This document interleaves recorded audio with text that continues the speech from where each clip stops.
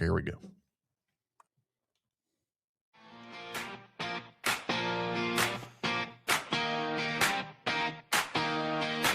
My top, Tampa Bay, let's roll, it's game day, Rays on the diamond, bolts in the sky, Bucs on the goal line, Bulls ride or die, from the tailgate talk to the bright field glow, you know where to go, it's the JP Peterson Show.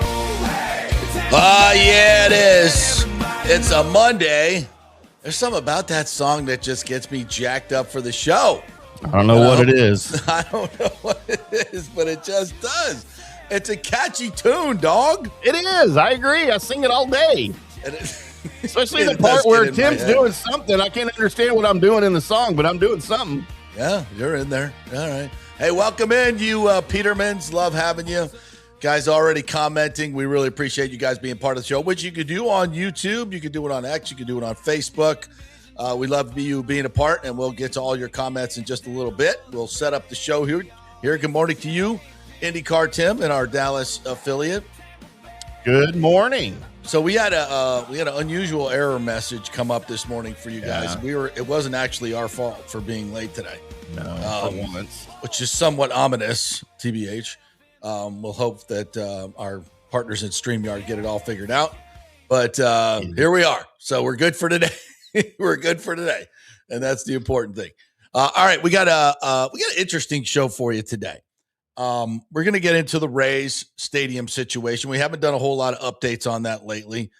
We got a text from Bill Carlson yesterday while I was binging Game of Thrones with my lovely wife, Ashley. And I'm like, oh, okay. We need to get on it this week. This is a critical week for what's going on with the stadium. There are some developments to talk about, so we'll get that on for you today. Bill Carlson was thinking about coming on today, but he may wait to come on with Ken Babby later in the week together. So we might put that together. We'll have both of them probably this week. I would say most likely this week, maybe both of them together. So we'll see how it all works out. But the bottom line is things are progressing well for the Tampa Stadium, and that's good.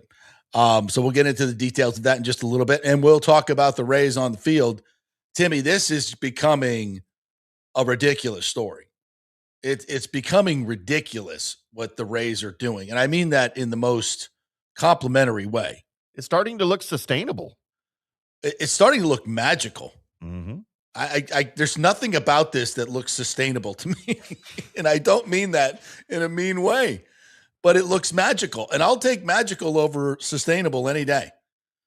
Yeah, it's in a Game of Thrones, House of Dragons kind of way. You know, no matter how big your army is, the magic always wins out. So sometimes sustainable falls to magical. And right now the Rays are doing magical things. So we'll get into that in just a little bit. The Bucs are up in New York or New Jersey, more accurately, to party with the Jets. So we will talk a little bit about what happened over the weekend at Bucs camp here locally.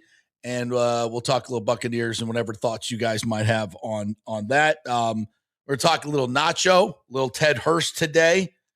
Guys that there's new blood on this team. And I think, you know, I'll take the hit for this. We kind of poo-pooed the free agency because it really wasn't top of the line guys. It was, you know, second, third tier guys. But those guys can be super important to your depth and even to your first team, your overall performance, obviously. So we're going to get into that a little bit. And at my peril, I'm going to talk about the WNBA tonight. Oh. Yeah. But I think you'll like it. I think you guys will like it because it kind of goes beyond WNBA. We're not talking X's and O's in WNBA. We're talking about the only thing to talk about with the WNBA is not on the court, and that's the issue. Somebody, one of their stars said that the other day, and it may have been Caitlin, is that This must be the only league where we talk about everything but basketball. Yeah. We talk about everything but basketball. And she's right. She's right. We're not going to talk about the 10 3-pointers that, I forget her name, made last night. Whatever her name is. Yeah. Which is, that's pretty cool. That's pretty cool. No, but we can't talk about that because the other stuff is mind-boggling. Mind-boggling that's going on in this league. And it's actually, I got to tell you, I think it's wonderfully entertaining.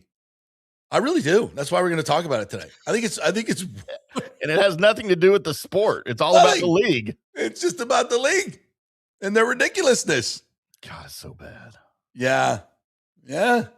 So we'll get to it a little bit later on in the show. I think you guys will enjoy it. So we're not going to be breaking down the Las Vegas Aces 1-3-1 trap. Trust me. We're not doing that. So what they run? I don't even know. I just made that up. Frankly, I'm shocked they got the name right. Sounded really good. Yeah, right? I sounded like I knew what I was talking about, right? Yes, Joseph Dombrowski, Stephanie White should be fired right now. Agreed. Yeah, I mean,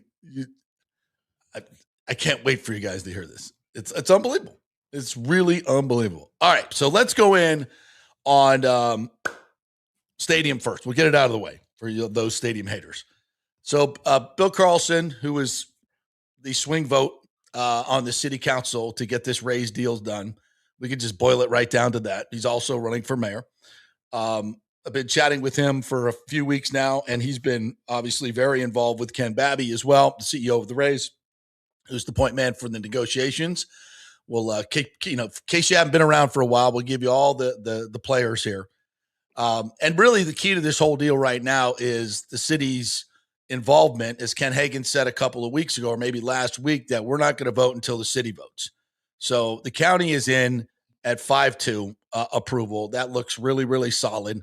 They're the main funder of this, but the city has to be involved for a lot of different reasons. When you're building something of this size, this project within the city limits, the city has to be involved. Just through infrastructure and everything else. For them not to be involved is really a logistical nightmare. It would be a financial nightmare for the city because they're still going to incur costs without getting any of the benefits. So that's dumb. It would just be clunky. And so I like the fact that Hagan just said, look, we're not going to start looking for ways around this. We're going to start looking for ways through it. And that's getting the city council what they need. And the whole idea that the city council wasn't being represented, wasn't being informed, was something that even myself, having spent a lot of time researching this, really didn't grasp early on. And I regret saying some things about Mr. Carlson and some others on the city council, not anything we said about Charlie or Lynn Hertag. That's all. That all stands. But some of them were being kept out of the negotiations, and their impact was not being heard.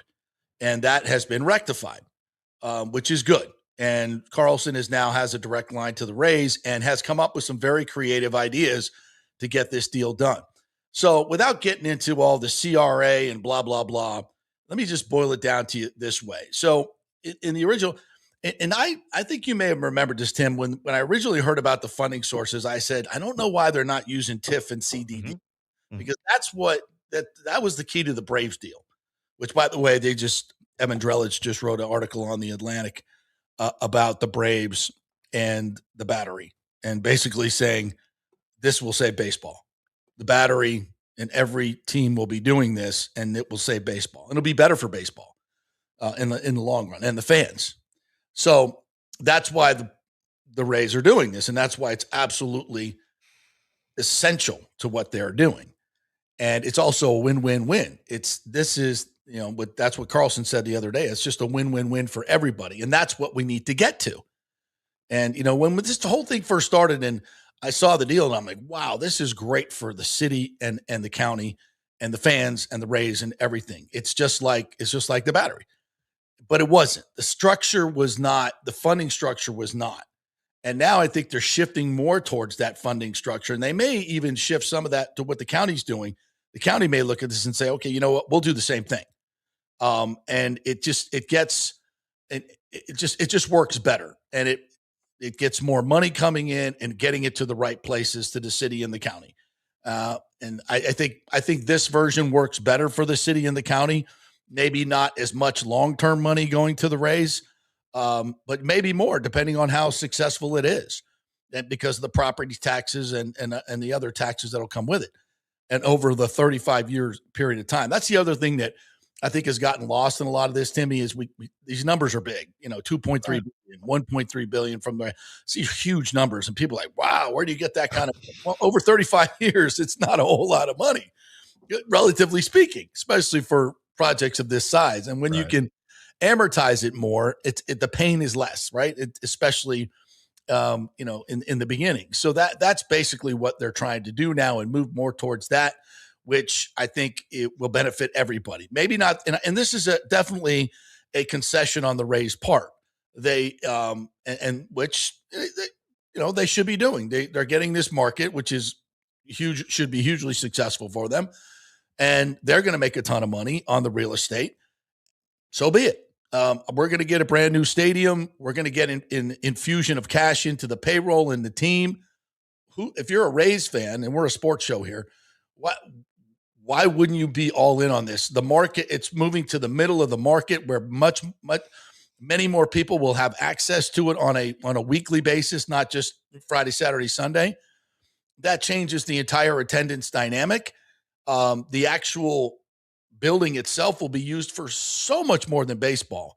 And I'll predict this right now from what I know about the construction of it and how much, money they're spending on making it not just a baseball stadium.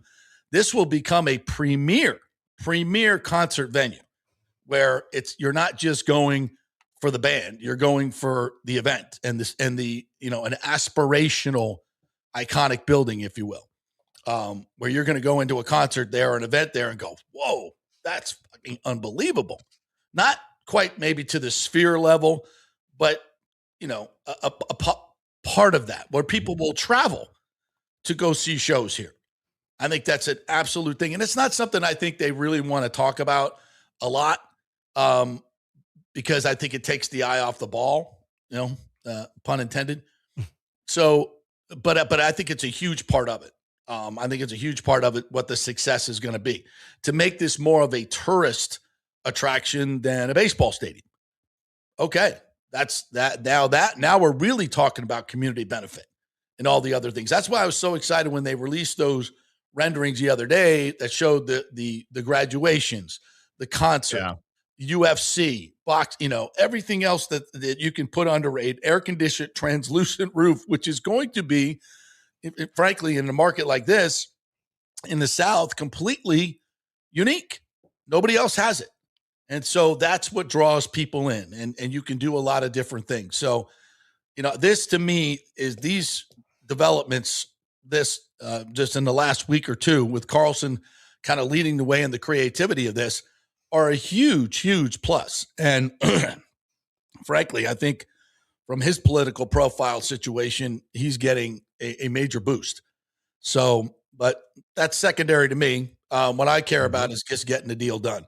And I think we're very much well on our way, which makes me feel so good when I hear all these Orlando people, coming at me and everybody else about how they're going to, you're just bait. You're just bait. If we were there one time, that was us at one time. Now we're in a different phase. Thank God. So very much looking forward to that. All right, moving on. If you guys want to comment on that, feel free. I don't know if we've gotten any comments on it at this point. Let's see. Danny Boy says, good morning, gentlemen. We have never been closer to getting this deal done for a new Rays ballpark and entertainment complex. I believe that is true. Pooh Shiesty, one of our VI Peterman, says, sorry, John Morgan, the dream is over. And Rick says, Peso Pluma Stadium? Yeah. Peso Pluma's never going away. It has a ring to it. Let's just be honest. Joe Dabrowski says 30,000 is a prime size, and you can get prime events like a championship fight or WWE or one of this basketball events, NCAA tournament, Frozen Four. Yeah, all that. And think about it. It's 31,000 seats. Okay, standing room only probably brings it to 34, 35, and then add the floor. and that's another 5,000 to 7,000. So I think you could get to 40,000 for certain events easily. And the beauty of that is, like you look at our amphitheater that we have in Tampa, which is god awful, and all these makeshift, quote VIP areas and food areas, and it's more like a county fair than it is a real stadium. So all these events, you'll have the skyboxes, you'll have all the other accoutrement that's going to come with this stadium. So it's just for a concert event, it just makes it so awesome. Blue Shiesty says the stadium will also be a concert venue. Yes, absolutely. Maybe we can get some first-class entertainment like Base of Bloom. He's going to become a cult hero here. I still don't even know what that is.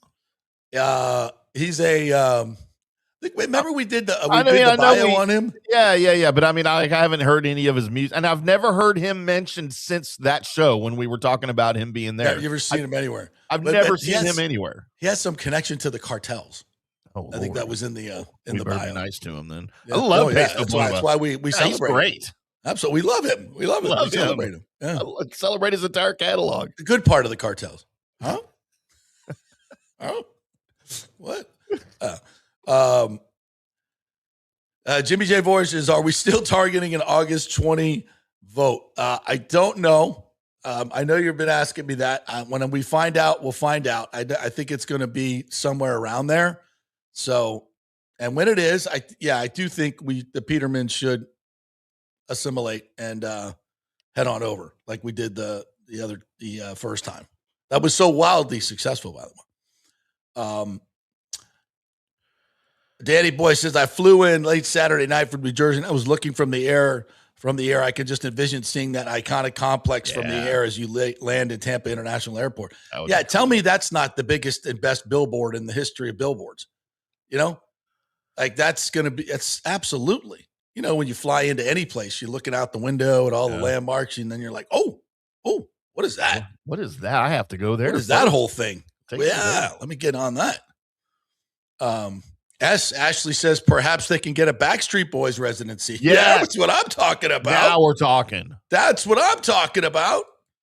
Or a BTS. Bring those bitches back. I don't know who that is. That's the Korean K-pop deal that sold out Raymond James 3 nights in a row. Mm-hmm. Yeah. I mean, New Kids on the Block would be my preference. I'm old school. Yeah. As Pooh Shiesty reminds us, the amphitheater is open air, unusable for half of the year in Florida, right? With most of the concerts come through in the summertime. Yeah.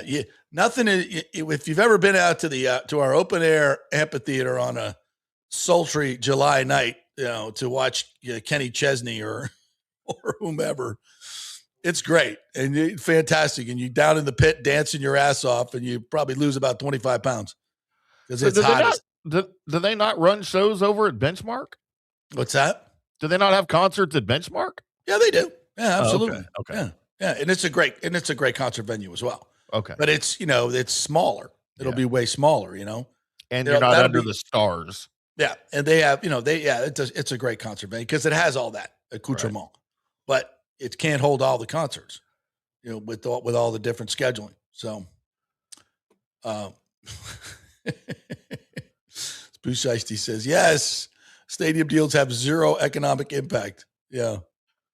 Oh, wait. Taunton 613 says one of the BTS K-pop guys owns a piece of the A's. I did not know that. I know they're rich. In Korea. I know they're rich. Yes, Alejandro, another one of our VIP members, says the deal is happening point blank and period, because if the city lets this deal slip through the cracks, then we would be a laughing stock. Again, all-star games, WBC, home run derby, all that. I think this piece from The Athletic today, Drelich's piece, and I've seen a bunch of these, Timmy, and I know you have too, that are popping up, talking about these mixed-use facilities anchored by sports teams. And yeah, they're even doing it for football stadiums now, which is weird because there's much fewer dates, but it still holds value. Because people want to live near these things, and they're iconic, and people, and just it gives you a certain amount of energy. Some people do. A lot of people, young people do. Older people don't want to live near stadiums. I don't want to live near a stadium. The traffic, the parking, because we whine about that shit like we should. We're old. But the young kids, they don't know any better. They just want to be in the middle of everything happening. So that's beautiful, right? And then when I was young, that's where I wanted to be, right? So that's good. A little something for everybody. But the point is, these are becoming the hottest development projects in the world, really. They're happening all over the world. So even some of the vision challenged folks on the city council could look at this and go, wait a minute. Wow. Everybody's doing this all over there. Wow. Charlie Miranda's still catching up to, some of the parks that are being built in London and places like that, from 1785, but the first, entertainment districts, if you will. So now, but the new stuff is really, really good. And the battery is leading the way. So it's close.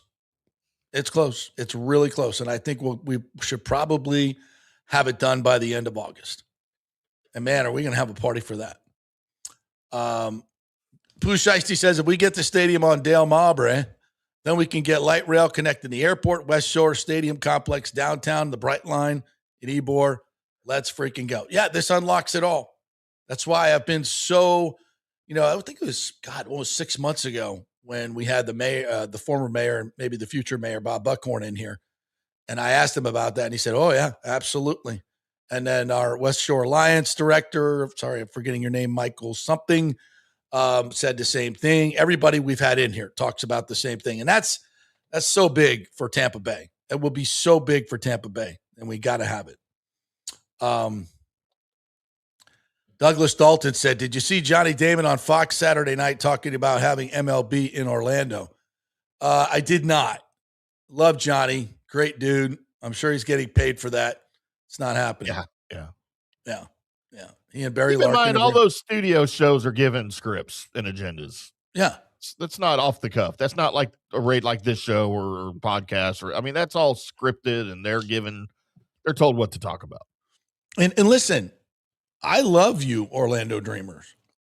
You are the leverage that we need to get this done. I've said that from the very beginning. As much as annoying as you can be, and you can be annoying, not the actual people doing it. They're good people. But the fans that glom onto it and feel like they have to be assholes about it, those annoying people. But it's great. It's like I've told them from the very beginning. You're like you're like when you go to the strip club over there at Rachel's or your favorite place there in Orlando, and she whispers in your ear, "Here's my number, 1-800." What are you saying? That's not real? I love you. That's Major League Baseball whispered in your ear, and they're like, "Oh, she loves me. I'm coming back tomorrow. What's your schedule?" That's Orlando in Major League Baseball. I'm crushed. She doesn't love you. She does. She said she did. She just wants your attention and your money. She never remembers my name, but she said she loves me. Right. Yeah. It's Joe. Yeah. Well, let's go with that. Tom, Tony, whatever. I'll answer to whatever. I don't care. Tell me you love me. Alejandro says, let's just be honest, JP. Sometimes just because you got the biggest or best named player doesn't always mean you're going to win. And that's for any sport. Dodgers have lost 9 games in a row since getting Skubal. That's baseball. I think baseball is different than other sports, to be quite honest. If you have the best roster in football, you're going to win a lot of the time. A lot of the time. Baseball is a little different, and we're going to get into that. In fact, that's something that we should get into here. And I think this will start it off with Rick said, magic over substance. I think JP took too many substances and is living a magical life. Mushrooms, Viagra, and cocaine. It is magical. I will admit to that. I don't do cocaine though. No, I'm not don't do that. But the shrooms, Viagra, maybe we'll cop to some of that. So here's what I mean by magical, Timmy. So I think there was a graphic yesterday that said 12 of the 14 Rays hits were less than 85 miles per hour exit velocity. And I said, I'm glad somebody actually put that in a number. And I think if you go look this up, Timmy, the Rays have more 85 and below hits exit velocity than any team in baseball by a wide margin. And there was something that Topper had in his article yesterday that Liam Hicks said, and I'm paraphrasing here if I can't get the actual quote. While he was standing on third base after hitting a nubber over the third baseman's head right in front of the left fielder, that ends up as a 2-run double. That was probably about 75 off the bat. He just said, he goes, let me get the exact quote here if I can. He said, I hate to play this team. Just all those infield hits, a bunch of hits that maybe aren't the hardest, but they drop. It's definitely a really cool brand of baseball, really exciting. Stolen bases, bunts. It's definitely annoying to play against, but really fun to be part of. That's it. That's it right there. I mean, he just nailed it. And it feels magical. How do you go and get Ian Seymour, just a guy just having a middling career, and turn him into this ridiculous starter? Drew Rasmussen has gone 79 innings without giving up a run. Hyperbole. He has 3 arm surgeries. He's the Terminator. He has an artificial limb, and he's just mowing people down. We lose Griffin Jacks, right? It looks like he's going to elbow surgery. Like, I'm not even worried. Snyder will just go pluck some guy off the AAA roster or some DFA dude and turn him into a 5-inning marvel. It's just what we do. And it's Martinez. Yeah, like other teams aren't doing this. It's magical. It's magical. You cannot look at this roster and go, oh yeah, 25 games above 500. Second best record in the league. They're on pace to win 98 games. They've won 6 in a row on the road. And they're scoring 4 runs. 4 runs a game, that's all they need. It's ridiculous. And I don't mean this in a negative way at all. It's a magical way. And it's not because they're not good baseball players and they're getting lucky. That's not what I'm saying. It's annoying to play against. They're they do things and put priority on things that other teams don't, mostly defense and pitching. Even though Taylor Walls butchered the final out yesterday. Thank God they got out of that one. As Taylor Ward hits one to the warning track that would have been, if that thing goes out of the park, it's a tie game. But thank you. No one happier than Taylor Walls on that one. But they are just so good at the little things, and it just drives other teams nuts and batty. And they have to, it's a different brand of baseball, and people aren't prepared for it. Now, will it play in the postseason? I don't know. I really don't know, and I don't care at this point. I'm just going to enjoy the ride, and when we get there, if we win, even better. Even better. Did they do enough at the deadline for offensively? I don't know. I would have liked to seen another bat, but at this point, how can you argue with the results? And why argue with it? Just sit back and watch it and love it. It's freaking amazing. It's amazing. I mean, I just watched, I was watching the condensed game, and it's just one bleeder after another, one infield hit after another, one bunt after another. It's got to be absolutely maddening. You see these pitchers just rolling their eyes, and that gets them off their game. It starts to feel like, man, what do we got to do? And that takes their focus away. It gets them off their game. And then, second later, Victor Mesa Jr. is hitting 110 off the bat into the seats, or Junior Caminero. And by the way, Liam Hicks, for all the people when we talked, and O and I were talking about protection from Cameron, protection. People like, oh, it doesn't matter in this day and age. I don't know about that. But now it matters. Now that they've acquired Liam Hicks, it matters. Because you see Caminero get walked intentionally, and then Liam Hicks come up and get a 2-run double. It's happened multiple times now where they've either pitched around or intentionally walked, and Hicks has hit a grand slam or whatever. He is an RBI guy, and putting him behind Caminero matters. It matters. And that is a dynamic they'll have moving forward. I mean, Chandler Simpson in the 3-hole yesterday. Well, I'd like to see Mr. New York Sports Radio have some fun with that. Oh, he got 4 hits. I don't think any of them were over 85 miles an hour off the bat, but it doesn't matter. It doesn't matter. Take your X velocity and shove it right up your bum. Nobody cares. It's a hit. It's a hit. I don't care what it looks like. Do you? I don't. It's fun. It's fun watching these other teams get frustrated. It really is. I don't know what more we can say about this team. Well, we said early on that this style of play isn't sustainable. Like surely this can't carry out through the All-Star break. Well, here we are. Surely this can't sustain through August. Well, we're almost halfway through August. So nowhere is there signs of this thing slipping. There's been slumps. And those slumps have been pretty bad slumps, but they always come out of it. Yeah. That's the thing. They haven't been that bad. They're just short-lived. And it's kind of like when you talk about at the time, we say it's all gloom and doom. Oh, it's over. Right. You lose 2 games, people lose their mind. Right. Yeah. But, but it's kind of like in football. And Bucs fans know this all too well. When you have a really good defense and your offense is kind of vanilla, like the Dungy years, and you're just winning, people they just dismiss you. But it doesn't matter how you win. You just win. Just freaking win. And that's what they're doing.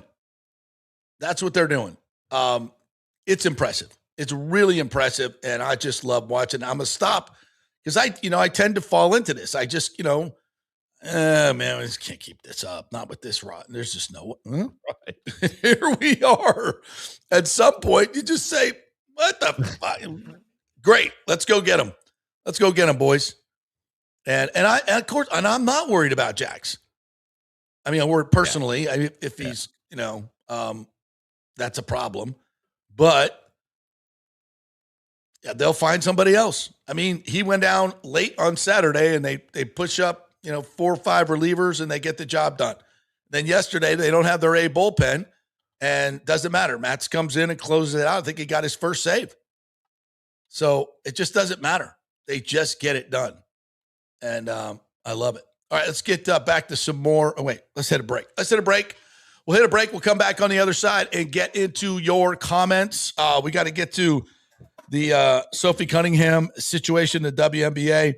We'll talk some Bucs. Obviously, we got lots of Bucs on tap here to talk about. Get your questions in about anything in training camp you want to know about. I've been there most every day, except on the weekend. But we got spies out there, so we got all of it for you. We are brought to you by the great folks at Genesis of Tampa and the Murphy Auto Group, which includes Miracle Toyota over in Haines City as well. Any cars bought in August, no payments for 90 days. That's pretty freaking cool. Imagine what you could do with that money, maybe catching up on your credit cards, catching up on your bills, right? So go get your new car or a pre-owned, as we like to call it, right? Pre-owned. I got a pre-owned GV70. It's like new. It's absolutely like new, except the cost. Wink, wink. And they gave me a lot for my trade-in value. They're making deals at Genesis of Tampa and doing great things in the community as well. Go see them. GenesisofTampa.com, 801 East Bears Avenue, just off of 275. Tell them JP sent you. Back in 3. Pitch Roofing believes giving back is part of doing business the right way. That's why they proudly offer exclusive discounts to those who gave the most to our communities, including veterans, first responders, seniors, and teachers. And for listeners of the JP Peterson Show, there's even more good news. Pitch Roofing is now offering a special discount just for fans of the show. With so many roofing companies coming and going in Florida, it's important to choose a contractor you can count on long after the job is done, especially when it comes to honoring your warranty. Pitch Roofing is built for the long haul with a reputation for quality, transparency, and standing behind their work. Whether it's a repair or a full replacement, their team delivers honest guidance, quality workmanship, and no high-pressure sales. Call 727-67-PITCH, 727-677-4824, or visit pitchroofing.com to schedule a free estimate. Pitch roofing, roofing done right. Big thanks to Italiano Insurance, the great folks over there. They will soon be part of Gallagher Insurance. A little name change, but same great folks, same great customer service you've known for over 65 years. They do all the work. You save all the money. ItalianoInsurance.com at 813-877-7799. Hey, guys, you already know that Riveters is the best sports bar in all of Tampa Bay, but now it gets even better for Rays baseball season. During all Rays games, check this out, $6 Tito's, $6 Jack, $6 margaritas, all during Rays games. Are you kidding me? And that's always a great pour from the great bartenders at Riveters. Great service, great food, everything is fresh, nothing is frozen. And let me tell you, if you want baseball and wings, you will not find any better than Riveters. Their sauces, like the blue cheese and the ranch and everything, is handmade, and the wings are big and they're perfect. Wings, baseball, Rays, Riveters. It all comes together during baseball season. Once again, in addition to all the great food and service, you get $6 Tito's, $6 Jacks, $6 margaritas. It's time to celebrate. Baseball season is back, and celebrate at Riveters. You know where it is, right there on Dale Mabry, just north of 275, just south of the stadium. See you there at Riveters. Hey, the Golden Diamond Source wants to be your family jeweler, so don't wait any longer to find that one-of-a-kind perfect engagement ring for that special someone in your life. At the Golden Diamond Source, they can design anything you want personally. The Golden Diamond Source can help you trade in your old broken jewelry and use it towards a new purchase as well. And with gold prices at record high, now is the best time to do it. They only sell natural diamonds at the Golden Diamond Source, so if it's a real love, it should be a real natural diamond. Don't start your relationship with a fake diamond. Bad idea. And with the Golden Diamond Source first-time buyer program, you can learn all about the 4 C's in all the different shapes and styles. And they are able to show you a huge selection of inventory to choose from. And don't forget, 0% financing for up to 5 years. If you finance $5,000, it's only $83 a month. Make sure it's a Golden Diamond Source diamond, 3800 Almerton Road, always online at goldendiamond.com. It's a love you give only at Golden Diamond Source. Hey, JP here for Genesis of Tampa and the Murphy Auto Group. I think the best way to experience a business is to use that business. And I just did at Genesis of Tampa. Just bought a GV70, a 2023, and it feels and drives all new. It's an absolutely fantastic car. The technology, the comfort, and the price, absolutely outstanding. Frankly, I never thought I could get into a car like this, but they made me a deal I could not refuse. And I also get the VIP service where you can just drive right up, their pit stop service. They'll top off all the fluids, make sure your air in your tires is good, new wipers if you want them. If you need extended service, they will come to you, bring you a courtesy car, and then bring your car back. What more do you want? The experience was just VIP all the way. And you can get that at Genesis of Tampa. And don't forget, you can get extended warranty, which I did. So I have worry-free miles up to 100,000, and all they do is just take it in. Actually, I don't have to take it in. They come to me. It's perfect. It's Genesis of Tampa right there, 801 East Bears Avenue, right off of 275. Go see them and tell them JP sent you. Let's go. Right now, back to the show on FanStream Sports. All right, welcome back to the JP Peterson Show as we roll on here today. Thank you very much to the great folks at Riveters. Stopped by there last week to have a few wings. Actually, this weekend we're there. Have some wings and a hazy IPA, like my favorite snack today. They make their own beers there. They have a sour that they make. They're absolutely fantastic. And what that means is no preservatives in that stuff, so you can drink a ton of it and don't get that bloated feeling that you get with everything else, those major brands. Love that hazy IPA. They have a lager there as well that they make themselves. Really, really good stuff. And the food, all handmade, none of that frozen garbage. Really good stuff at Riveters. And while the Rays are playing, it's always happy hour, $6 Jack, $6 Tito's, $6 margaritas, and food specials as well. Wings, baseball, Rays, Riveters. You know where it is. Right next to the spaceship. All right, let's Let's get to a little Bucs stuff, shall we? Over the weekend, Bucs doing some training camp here. They're off today, heading for New Jersey to be with the Jets this week. They'll have 2 practices, joint practices with the Jets, 1 other practice, and then they'll play on Friday night, I think is their first preseason game. And by the way, I doubt that you're going to see a whole lot of starters. It always depends on how much they get done during the week. As far as the practices goes, the ones versus ones. So I wouldn't expect a lot. I forgot we were going to do Orestes here, weren't we? Big O. Yeah, he's Is he available? he just texted, said he's available if we need him. We definitely need him. So okay, I'll send him a link. I'll send him a link. My bad. I was getting all hot and heavy on the Bucs. So a really good weekend for Ted Hurst, who continues to just make plays, high pointing balls, going up over one-on-ones. Just really, really, when you see young wide receivers play in the manner that he's playing, where they're it's hard to describe. It shows that they don't panic when the ball comes up. That's the biggest thing you see in young wide receivers. When the ball comes to them, they panic. And it's just how you're made up. It's the great receivers obviously have that tremendous poise at that moment when the ball arrives. And for some young guys, it's too big. And you got a guy that played at Georgia State like Ted Hurst. That was obviously a concern. A guy who has not played in front of 80, 90, 100,000 people. But he has shown, and of course it's still training camp, he has shown that he is very poised, has all the numbers, the speed, the size, and then it's the catch radius and the hands. Hands have been fantastic. So could not be more excited about Ted Hurst. David Walker just continues to win. Like we heard Nacho talk about him. And we got some sound from Nacho. We'll play in the second hour. By the way, tell me when you got Big O on. All right, yeah, we're waiting. There he is. Okay. Nacho has been, by the way, added a lot of energy to this defensive line, like a lot of energy. And he was talking about David Walker. He's like, the guy wins almost every time in one-on-one battles. So you're adding depth to the edge that is going to really, really help you, especially early in the season and late in the season when you get some injuries. So this Buccaneers team, all the new additions that they've made, all of these guys seem to be filling their roles to perfection.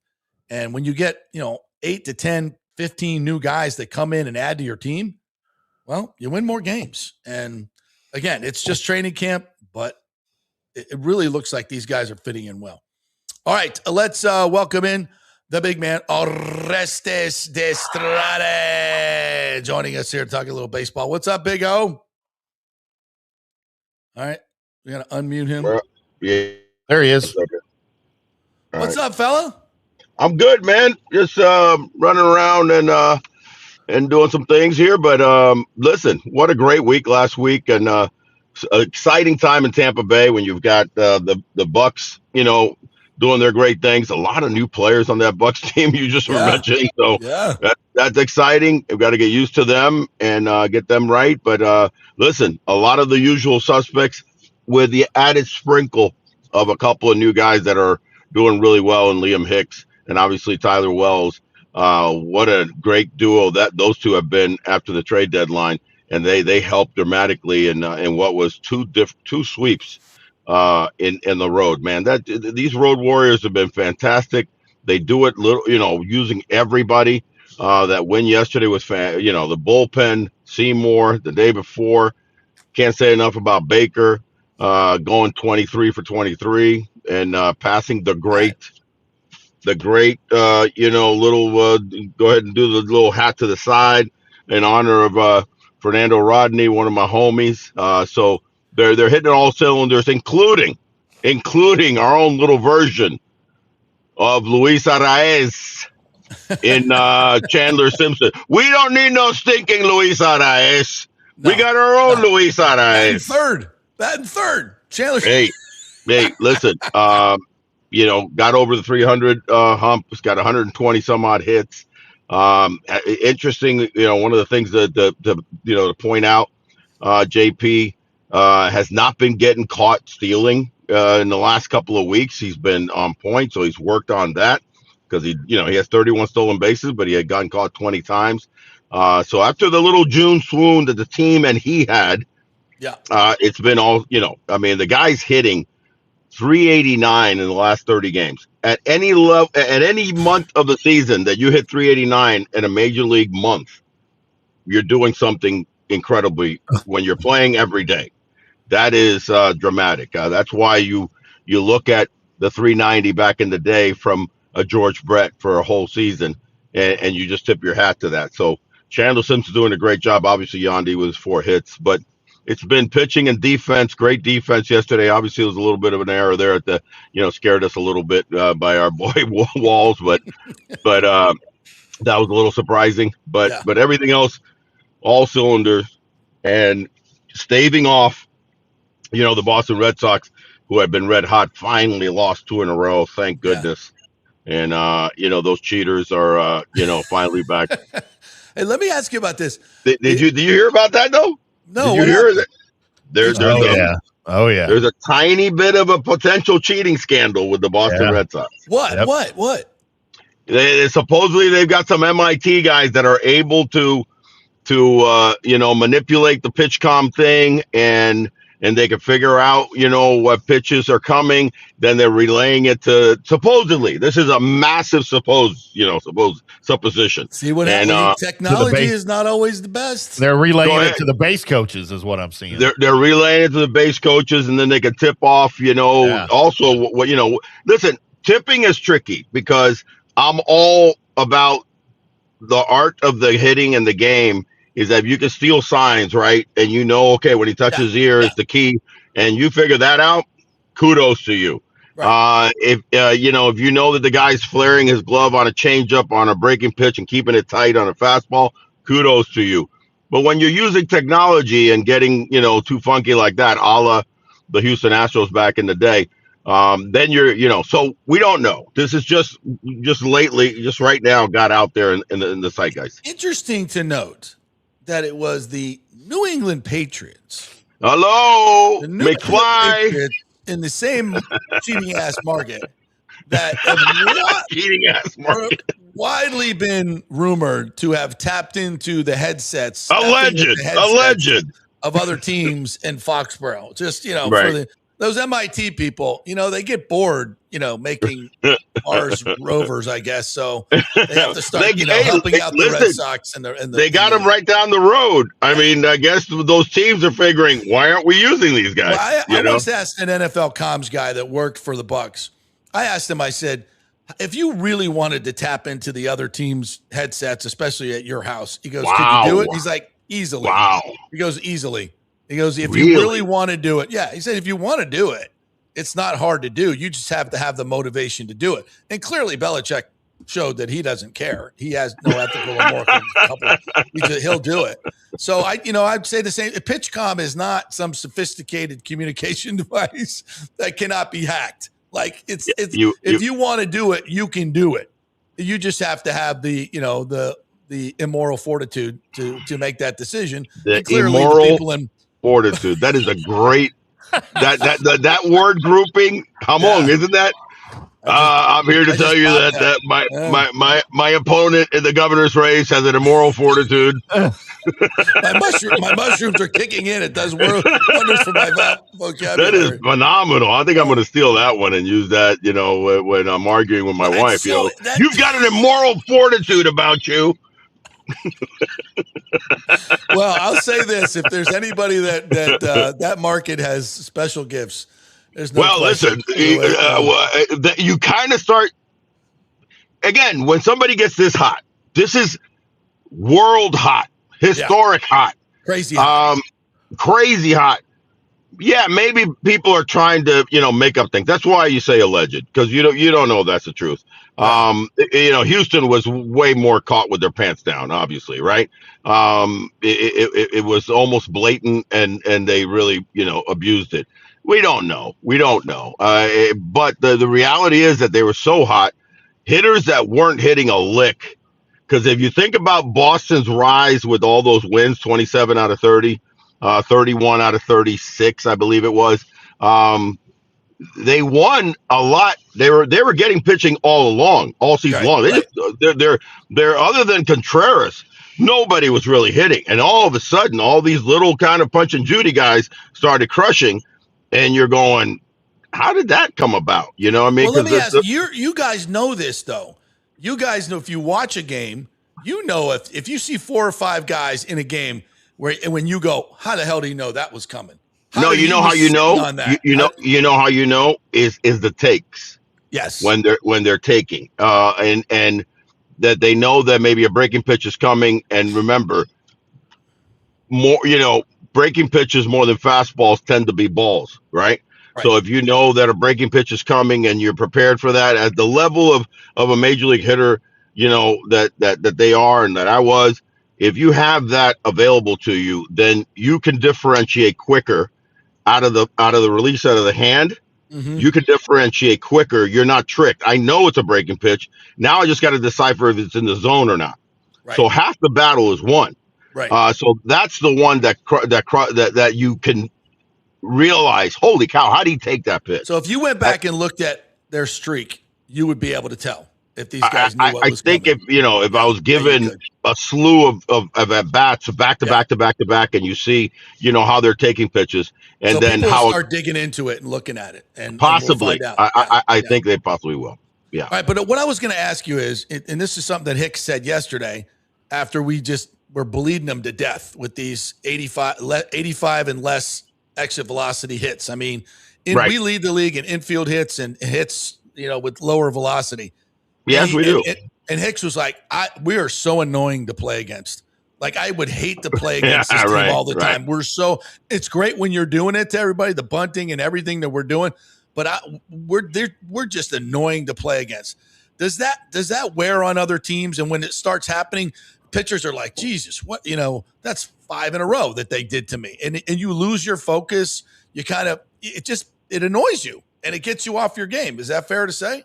It's 100%. And then that's been pretty much, not pretty much. It has been across the board all season long. Even when they slumped, a lot of the slump was that, they were going right at them, or they were trying to do a little too much. When they stay inside themselves and they put the ball in play. Remember the first couple of months, the phenomena was not so much small ball. Remember when I said that? It was smart ball, and it was how much they put the ball in play made you play defense. I don't think people realize, JP, that the defense, a lot of people say like, well, the averages now, there's not many more 300 hitters.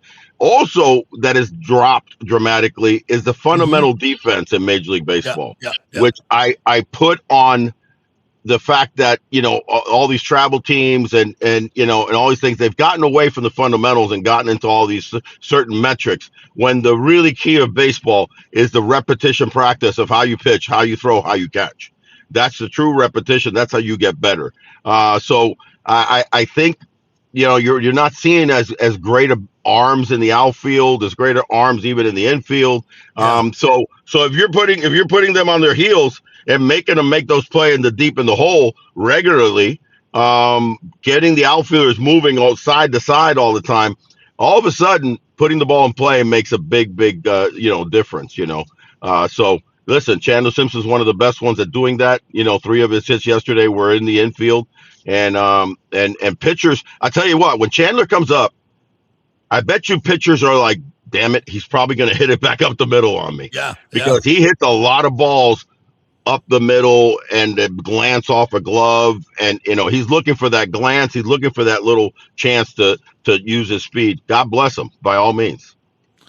Yeah, and it to me, I feel like this is kind of becoming one of those magical teams. You can stare at the roster and look at all the injuries, and it doesn't all add up to 25 games over 500. And you say, wow, it's not sustainable. But at this point, you can't say that anymore. We're in freaking August, and these guys are just winning. Great point. And winning and winning. And it feels like a magical season. When you get on those teams where you just feel like if you're behind, you're going to come back. If you're, a pitcher is struggling, they come out of it. Ian Seymour has become one of the best starters in the game. I mean, it's just ridiculous. Griffin Jacks goes down, you feel, we'll find somebody. Snyder will go Listen. find somebody. It's ridiculous how good they are. I'll give you an example of that. And last year was not the last year was the case for Seattle, having this kind of, magical season.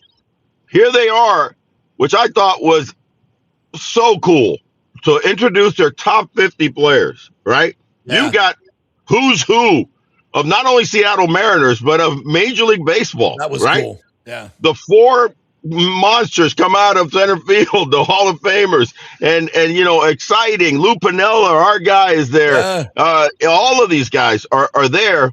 They have a game that they have a chance to win, JP, and they're in the mix, and they hit a jack late, and oh my goodness. And they still, the Rays, the little engine that could, ends up, turning a double play and doing this and doing that. And they thwart them and they sweep them. That tells you that this team is special. And you mentioned, Griffin Jack's going down.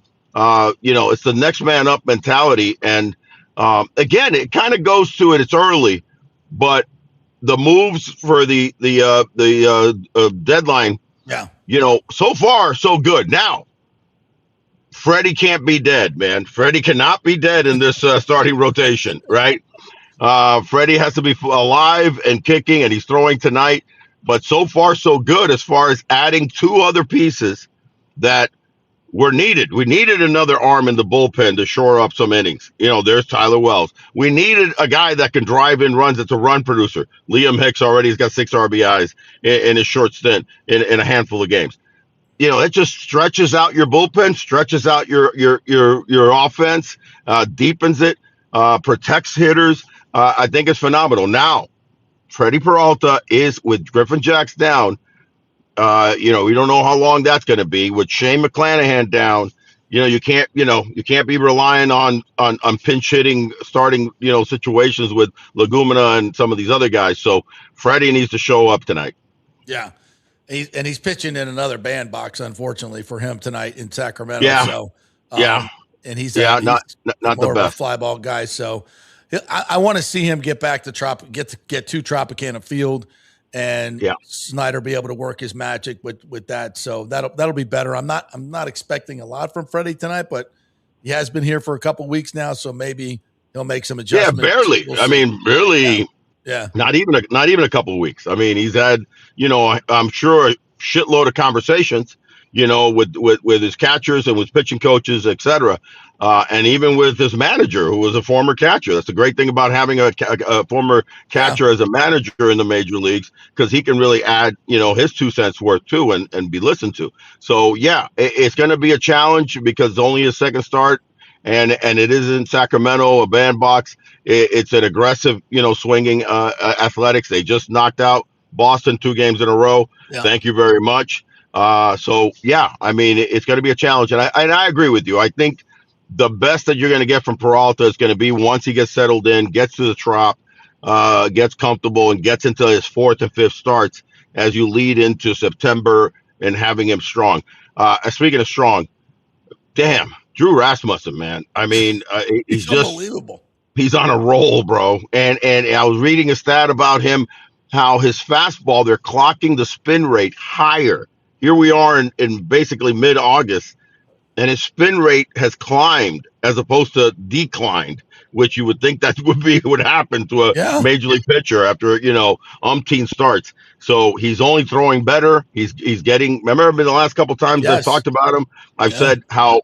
I'm dumbfounded. I'm like, guys are swinging under his fastball at this late in the season. And so he's doing the right things, preparing himself. He's got strength in his legs, and that's what drives the spin rate. That then the quality cutter, the quality changeup, the occasional slider, then you're at a Yamamoto level of pitching, where you've got, multiple pitches to get people out. Hey, one last question from John Hill. It's a good one. He says, since 1900, there's been only 8 years where the number of strikeouts are more than hits in Major League Baseball, all in the past 8 years. Hello. So pitching has improved more than the hitting over the years. What do you think that's from? No, I honestly do not agree. That's a great stat, and it's a real stat, right? And it's bad for baseball. And it's bad for baseball. but I don't agree with the last statement that pitching has gotten better. It's more that the hitting has gotten so much worse. And you talk to anybody, and the approach at the plate. You go back to what I was talking about, the fundamental. The metrics that they're teaching. It's just, dude. I'm one thing. I'm glad that I'm not a 13, 14-year-old now. As much as we all would love to go back in time, right? Who doesn't, right? Man, I wish I was 16 again. What I knew now. Yeah. But if the way they were teaching now, and they try to implement it, I don't agree with it. Firstly, you can't repeat that type of perfect, launch angle.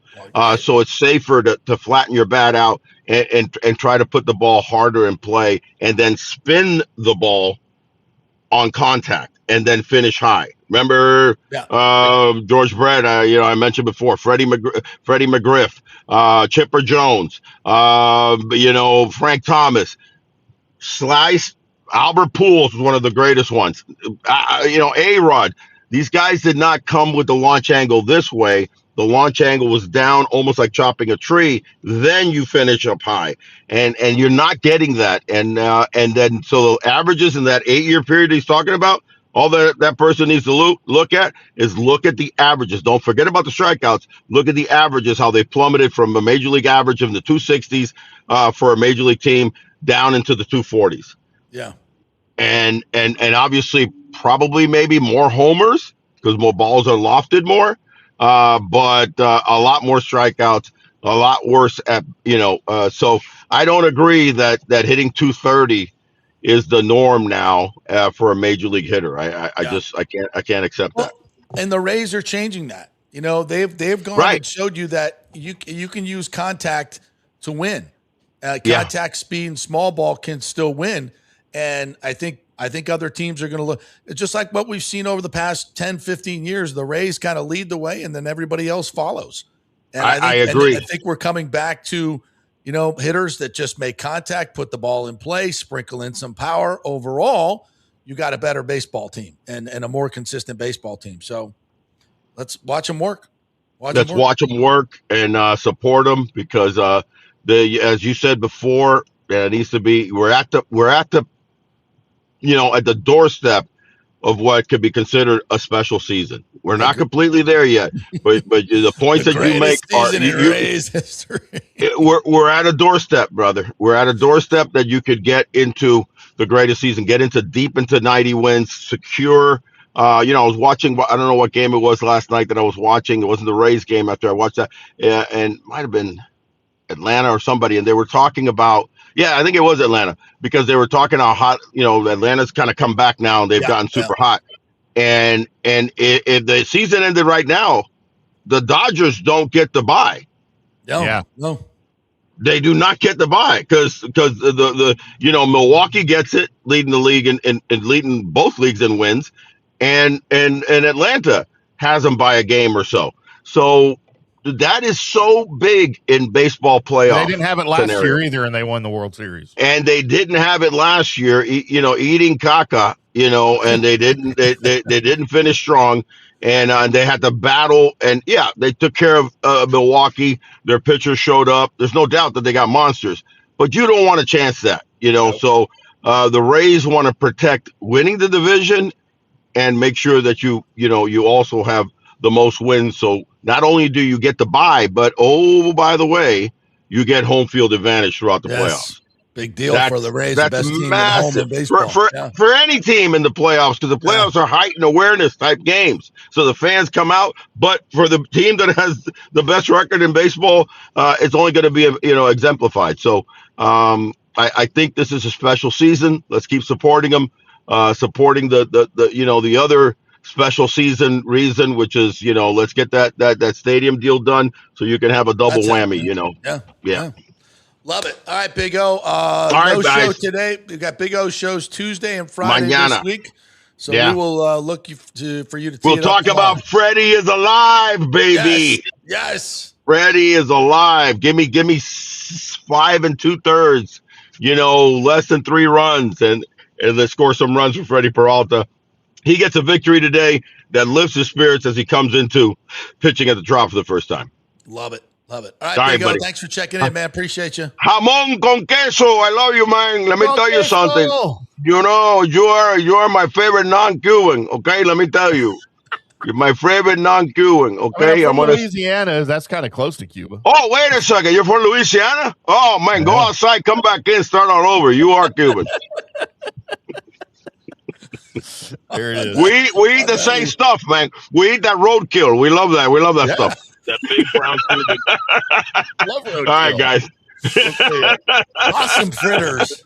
I'll tell you that possum fritters is something special. Oh my God! What was the phrase again that I leave with that I got to use? Immoral fortitude. What was it? Immoral fortitude. The Red Sox have the immoral fortitude to do that. I'm gonna write that one down, guys. Yeah. All right, baby. Awesome. Adios. We'll see teams to go back to signs playing against the Red Sox. Right. They're like, hey, where's the pitch come? No, we're going signs on you knuckleheads. Or they'll have fake pitch com. Shit! Feed out. Like if I hit, yeah, they could do that. It's the other. It's a fastball. If I hit the curve, Nelly. All right, JP's too smart, bro. That's that immoral fortitude. You have that immoral fortitude from FSU that you gained over there. I took that class. I wrote the syllabus. Immoral fortitude 101, baby. Get out of here. All right, guys. Say all right. Later. Get out of here. Right, we'll take a break. We'll come back. We'll do some Bucks. We'll do your comments. We're going to get to the WNBA bananas, whatever the hell's going on in that league. Nobody knows. Oh, my God. It's so funny, though. Hey, we're brought to you by the great folks at the Gold and Diamond Source. It's always the place to go get that one and only natural diamond that you want to start your relationship, your long 75-year marriage with the one you love. Don't start it with a fake diamond. That is bound to make things go very badly for you. Trust me on that. Go get yourself a real one, 5, 10, 20 karat diamonds. They got it all at the Golden Diamond Source. The best prices, the best selection, the diamond savings account.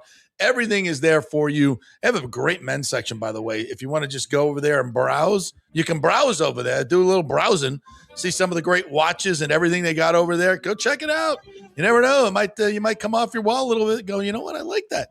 I like that watch. I think I'm going to grab that watch. That's a great deal. Yes, goldanddiamond.com is the website. 3800 Ulmerton Road, just over the bridge if you're coming from Tampa side. Back in 3. Well, the folks at Third Generation Plumbing and AC want to say thanks for making them so dadgum busy.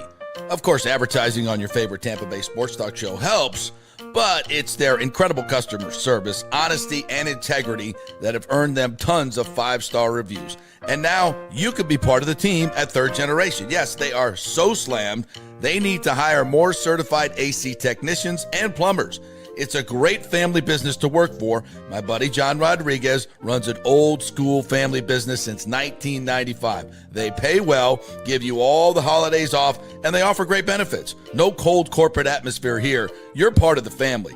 If this sounds cool to you, call them and apply at 813-961-8024, or you can email your resume in at thirdgenerationplumbing.com. Just go to the website, you'll see the button, email them, or call them at 813-961-8024. And don't forget about the $169 yearly maintenance special. It's a no-brainer, guys. thirdgenerationplumbing.com, and they also do AC. Ciao, Paolo Tini here, owner of Caffè Paradiso, voted number 3 People's Choice Award on Open Table. I want to thank all our loyal family of customers that have been enjoying our great traditional Italian dishes we make from scratch every day. It's a great family story we're proud of. Our family moved from Rimini, Italy in 1984. My dad, Caesar, started Donatello, and that's where I got the start in the restaurant business. I started Caffè Paradiso on South McDill in 1995, and we've been there ever since. From our traditional ossobuco, a veal slow roast for 4 hours, to our daily fresh catch, the Gruppo Paradiso,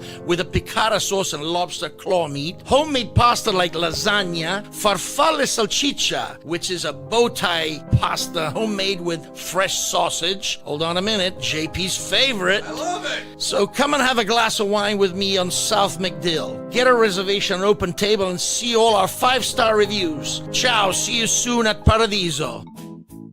Sports fans, it's time to gear up. Head to fanstreamsports.com and check out our brand new merchandise store. We're talking bold t-shirts, 3/4 zips, hoodies, hats, mugs, and more. Everything you need to rep your favorite shows and your favorite crew. Whether you're rolling with the JP Peterson Show in Tampa Bay, From the Rough in Dallas, the Tim May Show featuring Clay Hall, or the Jeff Thidoff Show in Ohio, or any of our FanStream Sports original programming, we've got the perfect look for game day and every day. So don't wait. FanStreamSports.com. Click merch and grab your gear now. Wear the stream, live the stream. FanStreamSports.com. Welcome to Kingmakers, home of the JP Peterson Show studio and Tampa's premier business networking and social club for members only. By day, it's an exclusive, vibrant co-working space with a stylish conference room, focus rooms, a full production studio, and an in-house marketing team. And by night, Kingmakers transforms into a sports-centric social hub with a full sports bar, golf simulator, and exclusive events. For young entrepreneurs and seasoned professionals, it's the perfect place to work hard, play hard, and make big moves in Midtown Tampa. Close the deal, celebrate the win. Only at Kingmakers. Become a member today at kingmakerstampa.com. Your business, your club. Hey, JP here for my concierge medical professional, Chris Lugo, PA. You've heard him on the show for a couple of years where he shares invaluable medical, nutritional, and supplement advice. With Chris, it's like having a medical provider as your best friend. What I love about this concierge service is the convenience and support he offers. I can text or call him 24/7 with any questions or concerns, and he'll promptly call in a prescription if needed. No office visits or copays required. It gives me peace of mind knowing I have someone genuinely invested in my health, not just focused on insurance profits. And the best part, the Bay Area Modern Medical Center's personal concierge service is more affordable than you might think. Don't let insurance companies dictate your health care. Take control of your health and wellness today. Visit BAMMC.com for more information and to schedule your initial free consultation. Empower yourself and take charge of your personal health with BAMMC.com. Let's go. Right now, back to the show on FanStream Sports. All right, welcome back to the JP Peterson Show. Brought to you by Italiano Insurance, soon to be AJ Gallagher Insurance. That means more options for you, more ways to save, but it does preserve that great customer service that you've come to love and know for over 60 years. One of the great small businesses in Tampa Bay. It's ItalianoInsurance.com. They also have a Boca Ciega location down there if you need that. But they will do all the work and you save all the money. They will shop all of your insurance around with all the different companies. Some are coming in offering lower rates, so you might as well take advantage. Let them do the work. You save all the money. 813-877-7799. All right, let's do it a little bit of Bucs here, then we'll get to your comments. I was reading them during the break, and you guys are actually making some very good points and asking great questions today. You've had a good weekend. Maybe perhaps your mushrooms are kicking in. Wonderful. Need to know where we're getting these mushrooms. You can get them online, Timmy. I heard. Yeah. Oh, okay. It's you get the little friend. Of course, it's microdosing is what it is. It's Sure. Lots of folks, a lot of athletes do it. A lot of people do it. And Is it this comes the Aaron candy Rodgers form. stuff? Yeah. Well, it's not quite the Hawauska or Hayuska or whatever that stuff is. Yeah. That's the heavy stuff. That's the I want to try that. Hunter S. Thompson heavy stuff. You don't want any of that. You Oh, might no. want.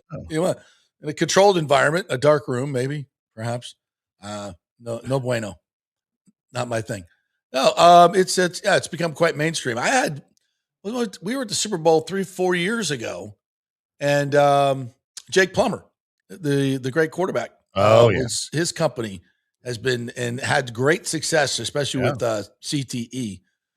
Guys suffering from CTE and pain. You know, it's a great works better than a lot of these prescription drugs those things should be illegal. Those are the things that should be illegal. Yeah. But we're getting a little bit more away from Western medicine and allowing a few more things that actually work. But we need to be better. Need to be much better. All right, let's do a little Nacho, shall we? Nacho talked yesterday, and he is, when we lost him, I thought that was a big loss. He went after we won the Super Bowl. He was just a great energy guy. Not only energy, but he just plays well. He makes plays. He's feisty. I just love the dude. He brings energy, and this team needs energy. And I know Jason Light was like, "We got to go get that guy back." That's and that's what Jason did such a great job of. He not only filled those spaces that the positions. You can go out and find a linebacker. We need an inside linebacker. We need this guy. We need to. But he went and got guys that bring energy and have a little edge to him, like Ashawn Robinson. That guy has edge to him. Nacho has an edge to him. Trotter has an edge. Bain has an edge. Keontae Scott, nice young man, but he plays with an edge. All those guys, he was looking for a certain personality type, and he went out and found it in a lot of these guys. And Nacho's, he's at the top of the list for me. So let's just listen into what he had to say about his defense and new defenders. I'll hit that, baby. How we doing today? How we doing today? Good morning. Good morning. How's camp been for you? Getting back here in Tampa, it's nice and warm and stuff, but also too, you just on the sideline bringing the energy. Man, feel like riding a bike again, man. You just get back on and do what you do. You know what I'm saying? Glad to be back home. I enjoyed it. I missed it. What's the difference like in vibe, in terms of energy from when you were last year? I mean, you were part of that Super Bowl championship. I mean, one, we got a lot of younger guys. So just teaching them what it looks like, just giving them that tenacity and just answering their questions, because sometimes they're still kind of just trying to learn. I'm like, all right, after you learned it, now it's time to impose your will. Be you. Show your personality. How was it felt imposing your will alongside Ashawn Robinson? Oh, that's my guy, because I have him in New York.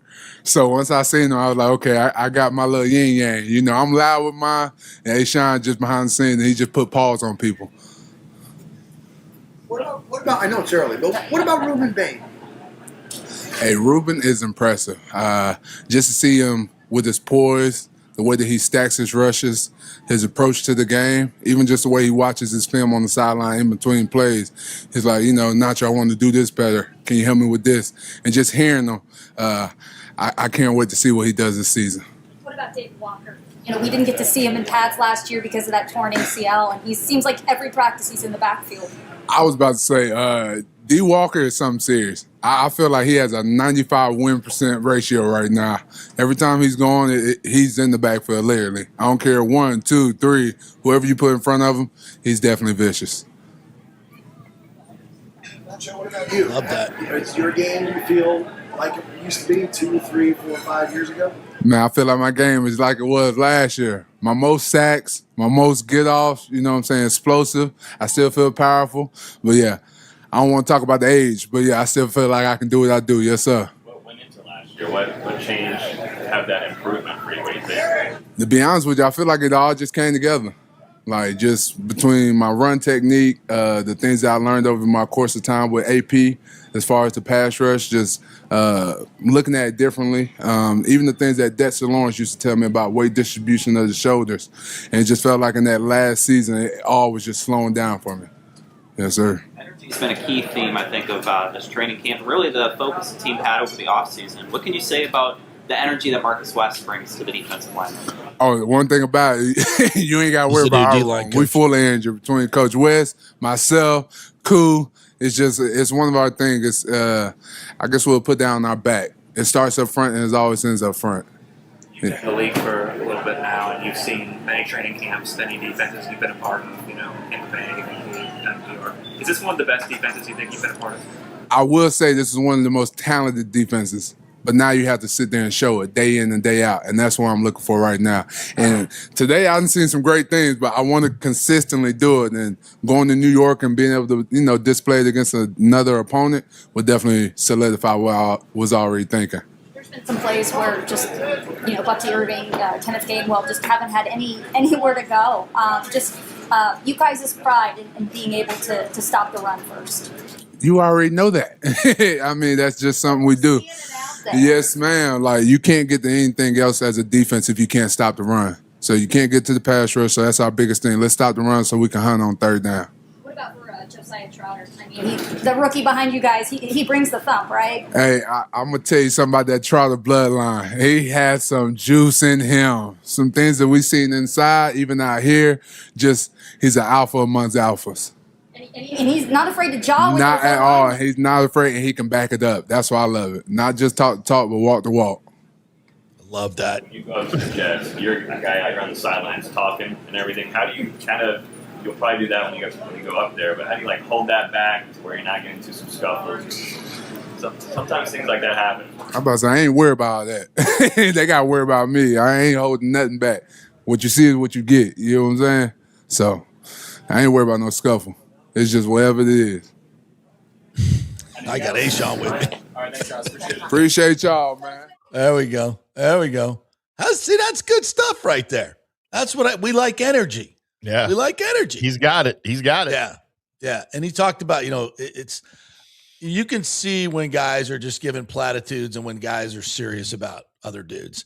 And clearly when he talks about Trotter, it's a dude. And you love it when an NFL player talks about another NFL player. That's good stuff. And he talked about Bain and he talked about Walker. Yeah. All these guys, last year the front seven was just brutal. It's brutal. And, Bowles had to constantly come up with creative blitzes and try to find ways to get pressure. And that's, in the second half of the season, guys see what you're doing and they understand that they can't get pressure with 4.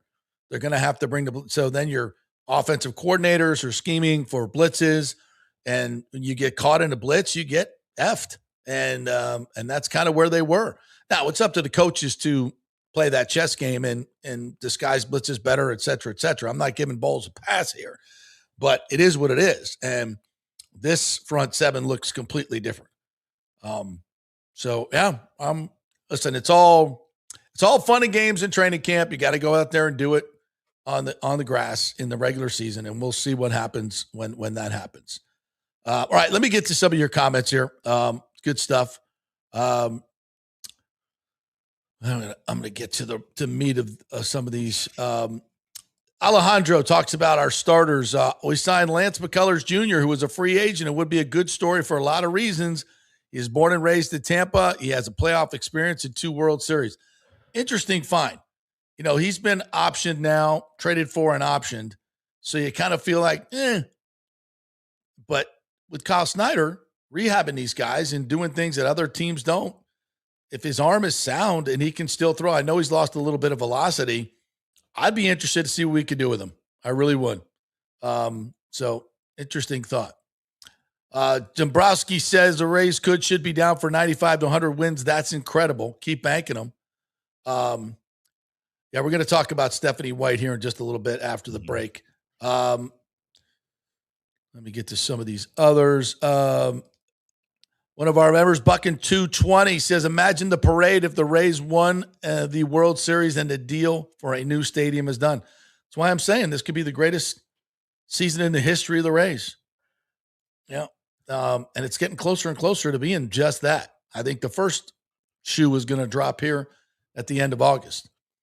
Pooh Shiesty says, we need to behave ourselves at the next council meeting. Don't want to be scolded again.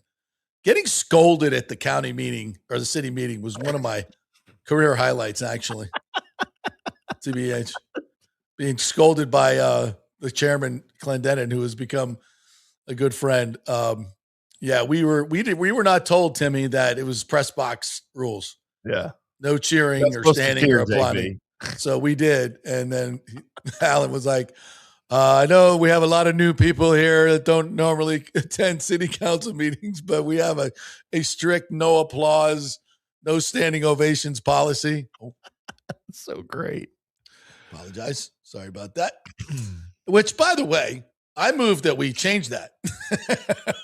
Yeah, why not? I would like to have a motion here, if the chair will allow. For this particular meeting, since we are talking about baseball, that cheering and applauding be allowed. See if we can get that past 4-3. Why not? Ray Kennedy says, how many venues offer such a beautiful stadium? Literally on the runway of one of the best international airports.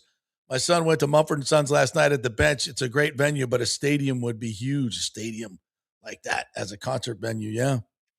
Bucket 220 says, I can feel it now. It's a perfect 78-degree day. The Rays just won the World Series. Stadium deal is in place. Sipping a beer. Boat parade is going down the Hillsborough River. Life is good.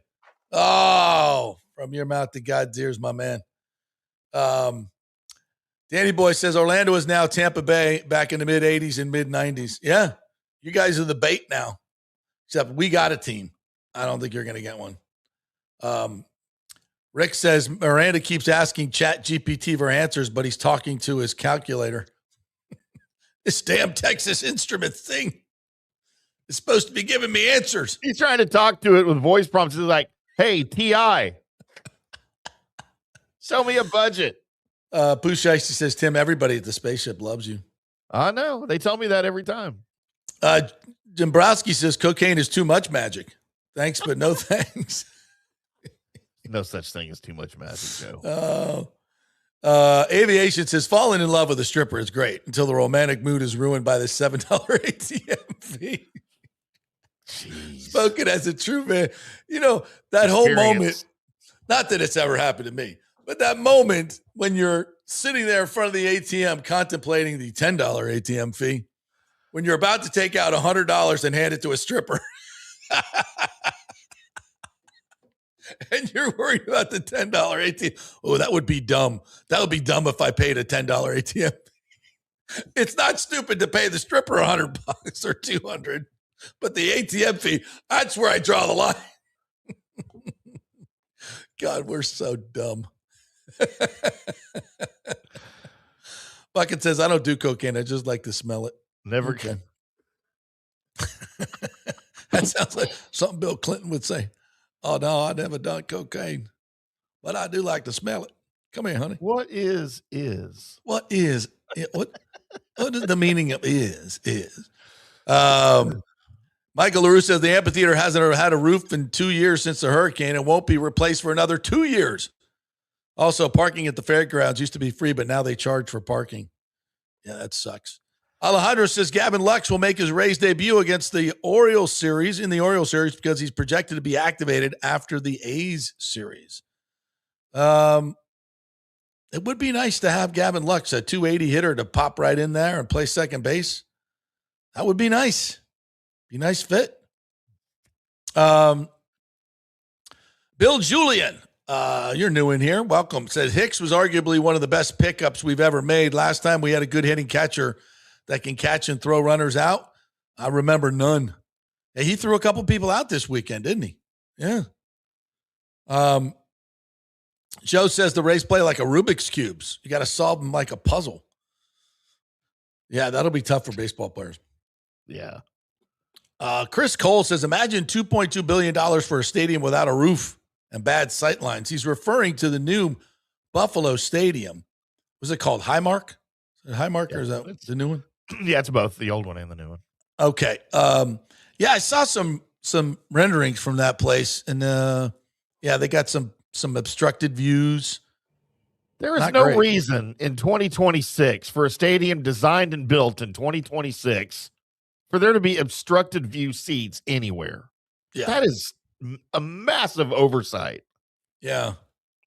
Because there are literally thousands of those seats that Yeah. are obstructed view. I mean, it's bad. Papa Fensky asked this question. You're new in here. Welcome. Do MLB or sports media execs want a World Series at the Trop?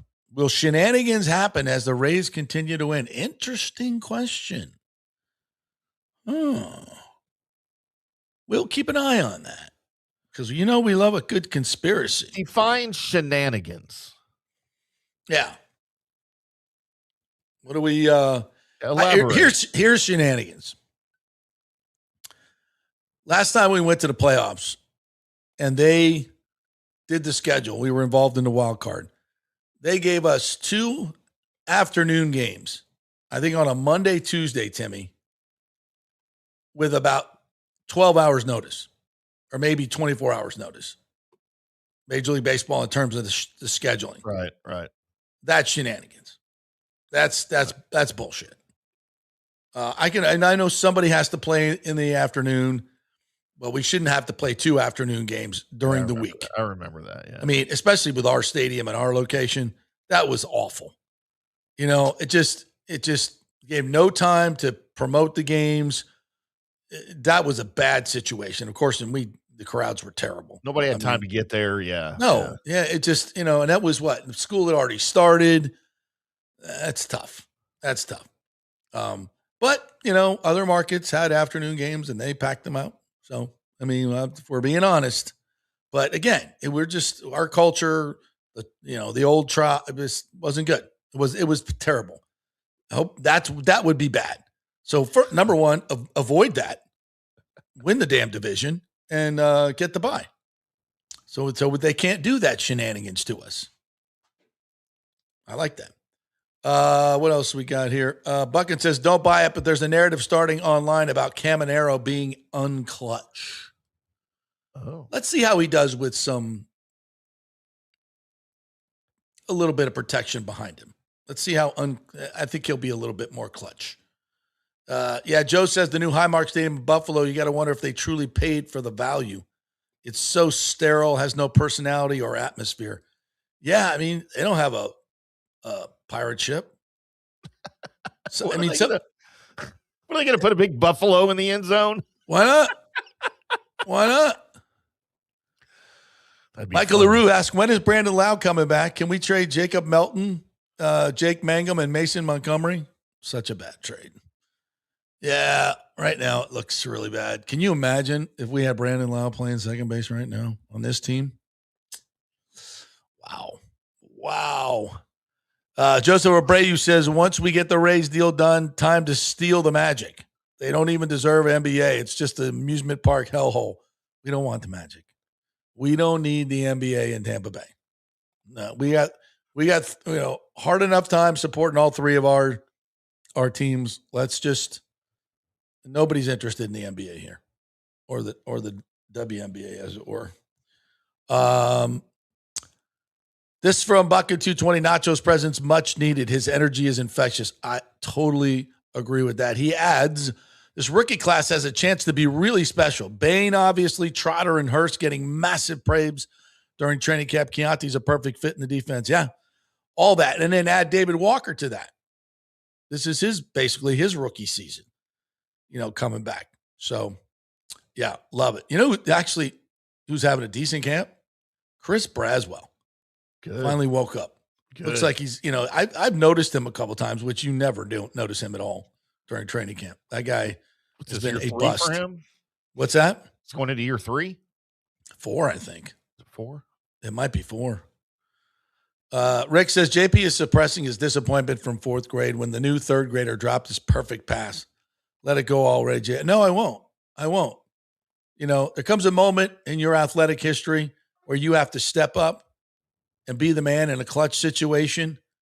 And that was a moment for that kid to shine. And he dropped it. It's a perfect spiral. It's year 3 for Braswell, drafted in 24. All right, Braswell. Yeah. So, that kid, he'll never be able to get that moment back. No. He's probably, probably homeless in a ditch somewhere, still thinking about it. Jeez. Went to a dark place. Bucket 220 says Chandler Simpson has a higher slugging percentage than Vladdy Jr. Wow. I didn't see that coming. Look what happens when you get off the juice. Yeah. Oh. Has he had a home run at home yet? Does he have a home run yet at Sky Dome? So him and Cal Raleigh both got off the juice at the same time? Apparently. Oh, we're kidding. John Hill says Big O makes a great point, but I think pitchers have more different styles today than 50 years ago. They have 4 pitches today as opposed to 2 back in the day, but I yield the floor to Big O. I think they had more than 2 back then, partner. I think they had a little bit more variety. Rick says, did JP just say we should shoplift watches from the Golden Diamond Source? Did I say that? I don't think I said that. Oh, boy, I didn't hear that. Not again. Some Petermans have trespass warnings. Some of my live reads, I get a little loose in the tongue. You do. But I don't think I said that. If I did say that, I didn't mean that. Don't do He that. takes it back. We don't need that type of immoral fortitude at the Golden Diamond Source. Enough of that in the world. What else we got here? Lonnie Wookins says the long-awaited Flappy Boy bobblehead is delayed. Horrible news. We're making a bobblehead of the Floppy Boy? Why would they do that? I'm so anti-Floppy Boy. Flappy. Is it Flappy? Floppy, whatever. Flappy, I think. You hate why do you hate Flappy Boy? There's just something about it. It just gives me this amorphic, non-gender blah thing going on. I don't know. It's just, I don't know. It's weird. Lonnie Wilkins said, hard to have a bad weekend when Friday the Petermans had a cold one and an unexpected Big O. If you weren't here for Friday's edition at the end there, Timmy, it got a little weird. It got a little weird. Yeah, I listened. Yeah. Knocking on wood, we don't have any major injuries this year. Well, that's unfortunately doesn't happen.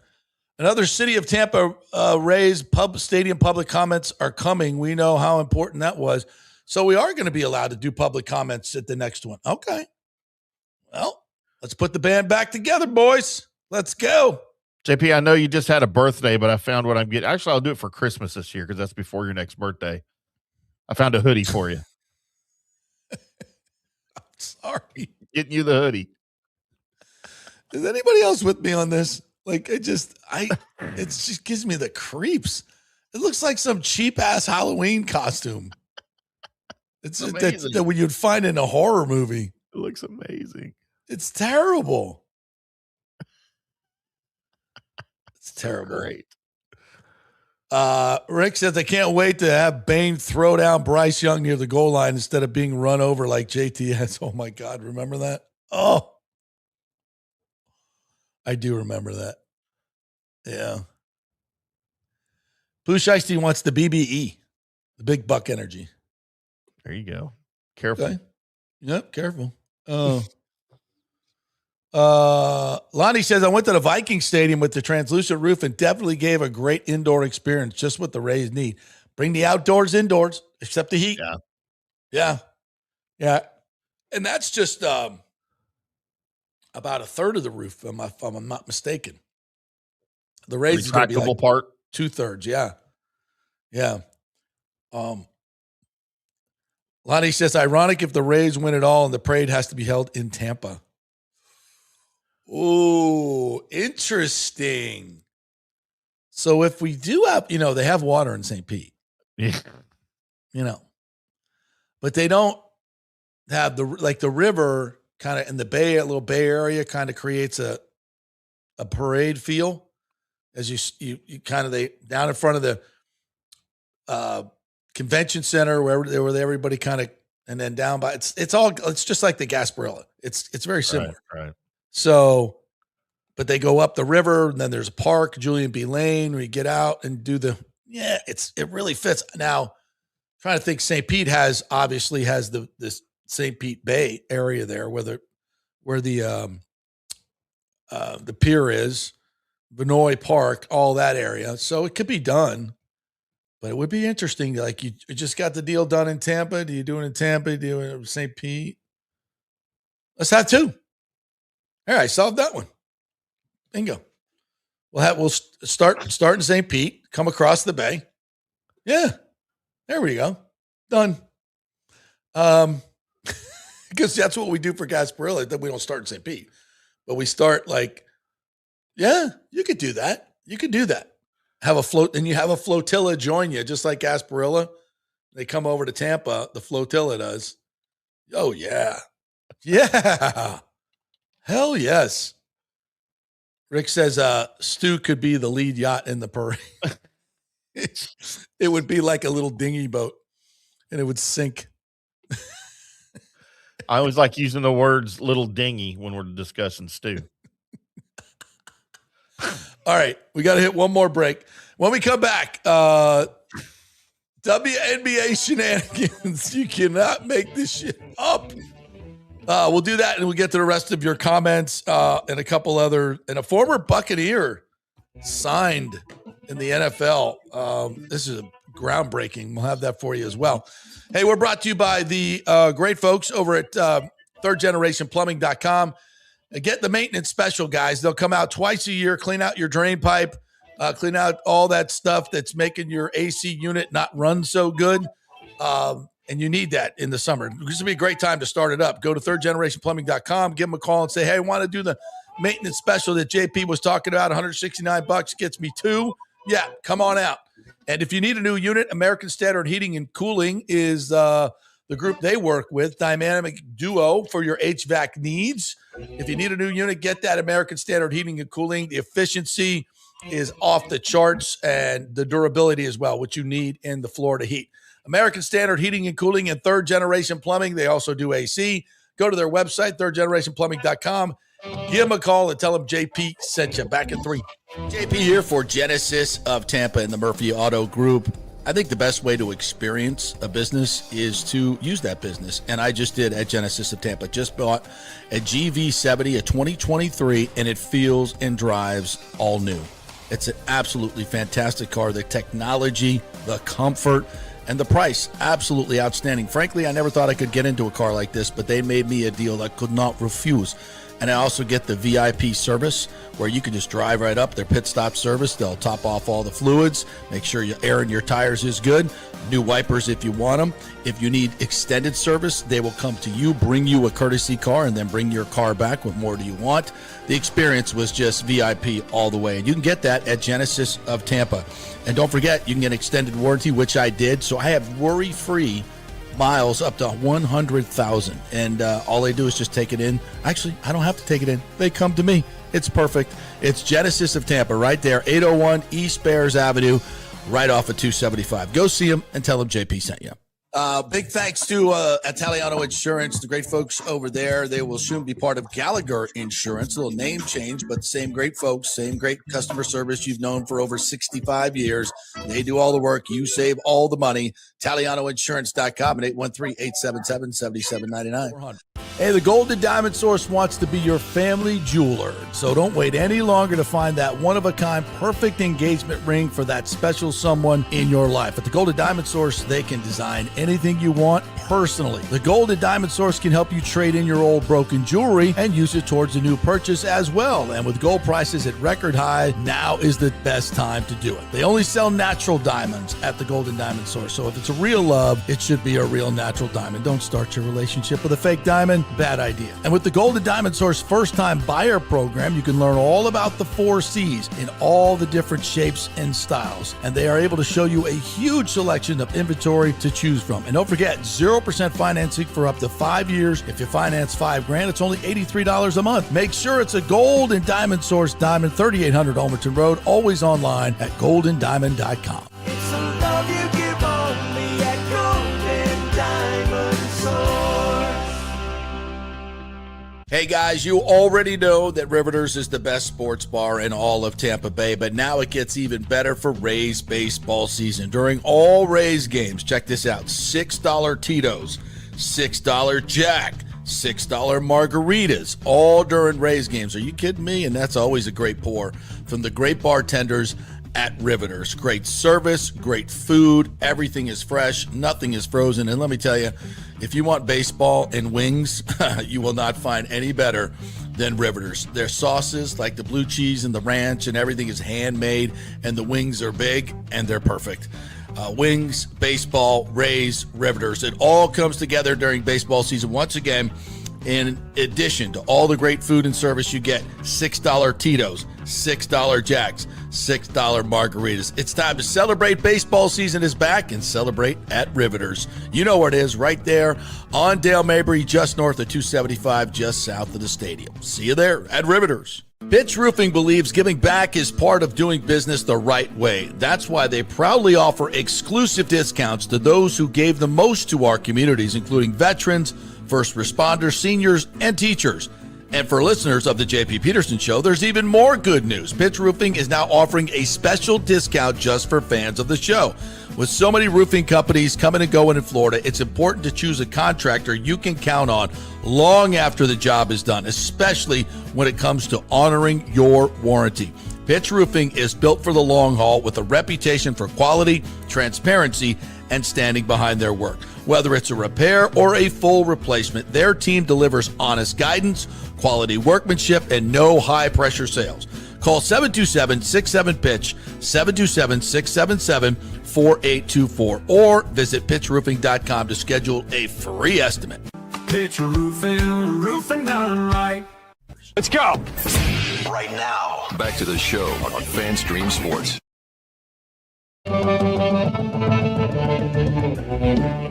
Those pitch roofing people are awesome folks over there. Make sure you get on their preferred client list. All right, good folks. They will come on out to your home, or they won't if you don't want them to. They can do it remotely. They'll give you an estimate, let you know what's going on with your roof, tell you about the process and all that good stuff. Make sure you don't get scammed. And if a hurricane comes through and everybody's looking for a quality roofer, make sure you're on their preferred client list, pitchroofing.com. All right. Let me get to, before we get to the rest of your comments, we've got some really good comments in there I want to get to. So we'll get there in just a second. But I've got to play this WNBA thing. So many of you know Sophie Cunningham came out and, in support of basically saying that trans men trying to be women should not be allowed in the NBA or WNBA. And then over the weekend, Enes Kanter, Freedom, always a very conservative young man, came out and said, not only that, I identify as a woman now, and I want to be part of the WNBA. And, which he doesn't, but he's making a point. But he said he looked at their eligibility requirements and said, I should be able to. I identify as a woman. And and think how just absolutely ridiculous that is, right? On its face. But then when it comes to the WNBA, it's not. So the commissioner had to have an emergency meeting of her board to see what they're going to do about these NBA players who are now saying, they identify as women and they want to play because their little shenanigans that they have going on there, trying to pretend like they want to be inclusive. Well, that's not going to work now, is it, with these guys? And Clay Travis wanting to put together an all-trans team that's called the Nashville Balls is just the greatest thing ever. I mean, seriously, if all your coaches are going to support the fact that men can play in women's sports, then why can't we have an expansion team full of trans guys? Let's do it. Let's see how this goes. Yeah. That's what they want. Now, and if that isn't ridiculous enough, what's going on so Sophie comes out and now, we got coaches saying wearing trans kid. I support trans kids, whatever that is. All these coaches coming out and saying that, yes, why not have men play in our league as long as they identify as women? Like coaches actually saying that would be okay because we want to be inclusive. By the way, for most sane people, these are two totally different arguments about inclusivity. All right. I am highly, highly supportive of inclusivity in almost everything there is in the world except sports, where not only gender, but weight classes and size matter. All right. Safety from a safety standpoint. But it gets worse. So in the treatment of Caitlin Clark and now Sophie Cunningham, who played in the Indiana Fever, their coach, Stephanie White, has been really kind of silent about the craziness that has been done to Caitlin Clark. But this took the cake. So let me play this. This is the play in which was it Janae Cunningham? Yeah. Dejanay Cunningham, whatever her name is. It's not. Is it Cunningham? Was that her last name? No, maybe not. Anyway, the girl. Watch it. Coming down, trying to prevent the layup, but that is just face rape. A hard hit. That's definitely going to be upgraded, I think, to a flagrant 2, Ryan. I think that is going to be a flagrant 2.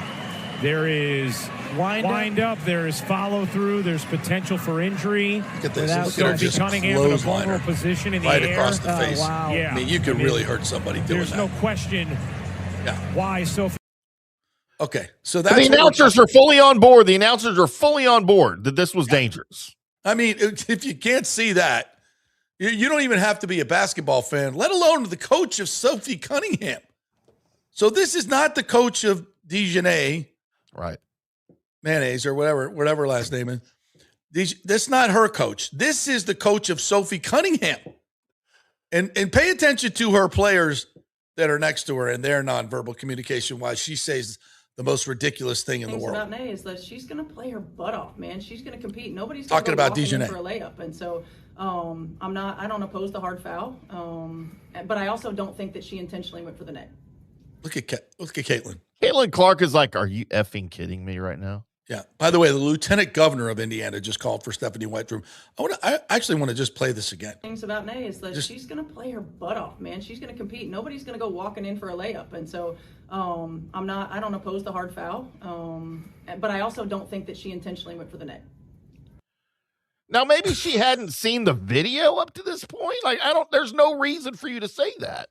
Timmy, you don't need to see the video. The first time you saw it, you were like, holy shit. Look at that. And with everything else that's going on with Sophie, you don't think that was intentional? Absolutely intentional. Are you effing kidding me? Timmy, can you imagine an NFL coach or a college coach after one of his receivers takes a targeting hit as dirty as that? Or, after Godwin took the hit on the knee from that a-hole from the Saints, and the Bulls going, I don't think it was intentional, and I don't think it was flagrant. Or the targeting is a better. Yeah. Like for the other player, sticking up for the other player. Instead of your own, yeah. Who just absolutely, crown of the helmet, just absolutely annihilated your guy. Sticking up can you imagine? That dude would not make it out of the freaking press conference. He'd be fired so quick. And this is like, Do the WNBA teams have owners, or are they just owned collectively by the league? No, they have owners because one of the owners of the team attacked a girl who had a sign supporting regular kids instead of, I shouldn't say regular, or non-trans kids. My bad. Listen, I am fully supportive. I don't think you should be chopping off parts of kids who are, children don't have no idea what they're doing and supporting that at 12, 11, 10 years old, whatever we're doing. I mean, that's ridiculous. But just even playing into that stuff at that age is just really, I think, not good parenting, in my opinion. But inclusivity of trans kids, absolutely. Except where there's going to be instances where other people can get hurt and you're infringing on the rights of the vast majority. So, but what's going on in the WNBA is, I mean, holy crap. If I'm Caitlin Clark, I don't know who that other player was to the coach's right, but they both are sitting there like, are you effing kidding me? I would have gotten up and walked away. No, I would have spoken to the mic and say, I completely disagree with my head coach. And I can't believe that she's actually saying this at a press conference. They already hate each other, right? Stephanie, you're an idiot. And guess what? I'm not playing for you ever again. Yep. Until you apologize for that dumbass remark where you're nuts, where now you've just put open season on all of us. Yeah. Her coach is just like, just go ahead and do that to Sophie, do it to Caitlin. I don't care. I'm going to support you. Are you crazy?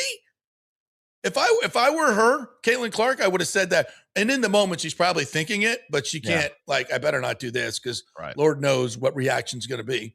But I think if she had to do it over again, she would do that. She would do that. That's just bananas. What is happening right now? I don't even understand this is unbelievable. What's happening in the WNBA? Well, it's because your league is a joke. Yeah. On so many levels. And you've turned it into that. It's not that I love watching women's college basketball. It doesn't have all this ridiculousness going on in the WNBA. It's about politics. It is a league full of black lesbians and they're very militant about what they're doing. And they're prejudiced and they're showing it. It's reverse racism at its best. Yeah, of course it is. It's exactly what it is. Yeah. And if it were turned around, no one would stand for it. It would be I mean, man. Yeah. It's bad. All right, back to other stuff. Nathan Elliott says the Bills Stadium has a statue of busted table. The Buffalo and fans, we all know about that. I think that's great. That's probably the best character of that whole stadium is the busted table statue. I love that. Sergio Biltris says, can we address the Morrison situation? Is he still dealing with injuries? Yeah, this has become ridiculous. You know, the guy had 2 bad hips. We drafted him. Happened to be the son of a guy that Todd Bowles played with the Redskins, who's now, by the way, the chaplain of the Arizona Cardinals. His dad, Benjamin Morrison's dad. We drafted a guy with chronic injuries who's chronically injured. You know, when he plays, he's really good. He's really good. I've seen him when he's healthy. You know, he looks really good. He looks the part. He's big. He's long. He's fast. He's good. He's aggressive. He's never healthy. I mean, the players would be a really good player if we could get him healthy. But, you know, when you draft chronically injured players, tends to be what happens. It was a risk. They knew it. And at this point, it has not paid off. Yeah. What else we got here? Nathan Stout said the only quarterbacks I consider over Baker would be Mahomes, Allen, or Burrow. Those quarterbacks will never be available in their prime. Dak is making $60 million, and I'd take Baker over Dak all day. Sign Baker. Agreed. Flappy Boy, says Lonnie Wilkins, started as a breaking news image meme of local Stingray in great mood. Oh, okay. Posted after every Rays win. Yeah. Right, okay. But could we have done a better version of it? Like even the caricature is creepy. Yeah. Boo Shiesty says the Bucs can take over the new ferry between St. Pete and Tampa. That would, seriously, a flotilla boat parade that goes from St. Pete to Tampa would be so appropriate. So appropriate. We're moving from St. Pete to Tampa. But we're all one happy bay. Family, we're crossing the water. Symbolically, metaphorically, wonderful. Oh, I just love the ideas we come up with here. So good. We fix everything here, Tim. We fix everything. Nobody listens. But no, story of my life, bro. Come to my house on the weekends. Kind of like being married. Yeah. Nathan Stout says, not sure if this was brought up, but I read over the weekend that the Yankees had Junior signed in 2019 for $100K and backed out of the offer for Edgar Castellano. Yeah, So we almost traded him in the Shohei deal to the Angels until Artie Moreno pulled out of it. We're going to trade Junior and who was the other one? So I actually looked this Lowe, I up think. earlier, the Caminero Yankees connection. They never made him an offer or anything. They did have him on their radar as an international amateur in 2019. I think it was 2019. But he ended up signing with the Indians for like $85,000 or $87,000 or something. So they never offered him anything, but Cleveland did. And of course, he was later traded to Tampa by Cleveland. So that's the connection there. Gotcha. Rick says JP wore the Flappy Boy hoodie to the Elton John concert. That's not true. I did wear the DJ Kitty onesie for Halloween a couple years, I think. Yeah, that was outstanding. I got pictures. You want to see them? Eric Llewellyn has just been named the new PA voice at Doak Campbell Stadium. Oh, Lulu. Okay. All right. At least we gave it to one of our own. Guy who's been working there forever and a former football player, by the way. Yeah. Okay. I like that. All right. I'll have to send him we'll get him on the show. Absolutely. He'll do his first PA at Doak August 29th versus New Mexico State. Nice. Well, nice. The Nashville Balls will be led by Big Enos. Awesome. That is awesome. Nice one, Rick. Oh, yeah. I forgot about the whole white privilege thing. She goes right to the locker room and puts white privilege on social media. Yeah. Tag the team. Kicked out of the game. because she got kicked out of the game for that flagrant foul. She said white privilege. Like, oh my God. And so she won't get talked to by the league. Oh, no. About No. that. She's a hero. Not only did she take Sophie Cunningham out, like what if Sophie Cunningham was really injured and could have been, like seriously injured?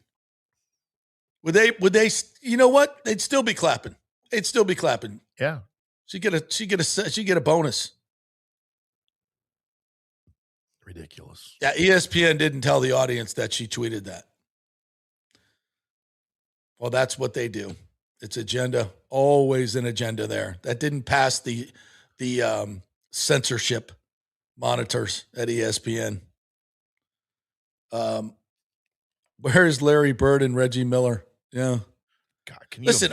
It's not that flagrant fouls haven't been done before, but it's the way it was handled.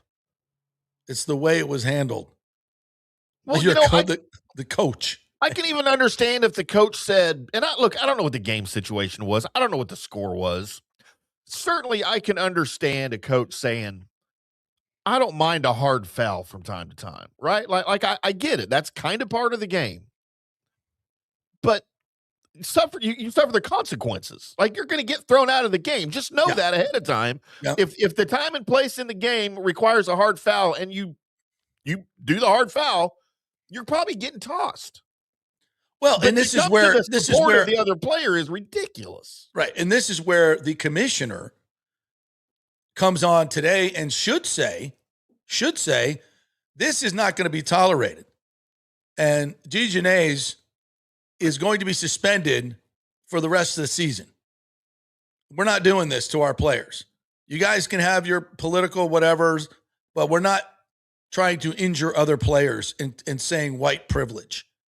We're not doing that. You're suspended for the rest of the season without pay. That's what she needs to do. But what she will do is, oh, yeah, that's just part of the game. You go listen to her Indiana Fever. Even the other coach said that. That's what she will do, which is why none of you should ever watch any of it. And, and by the way, ESPN just throwing it down our throats on SportsCenter and everywhere else. Get out of here with that. Get out of here with that. Doing replay games late at night. It's Sunday night. It's Sunday night prime time. Nobody cares. Yeah, get out. You're and they get the numbers. They know exactly what the numbers are. And they know what the numbers are when they put it on SportsCenter and people click off it. But they still want to keep it up. Yeah, nice that this coach doesn't even stand up for her players. Pathetic. Steven Soper says, JP just joined. What's the latest on the Rays Stadium?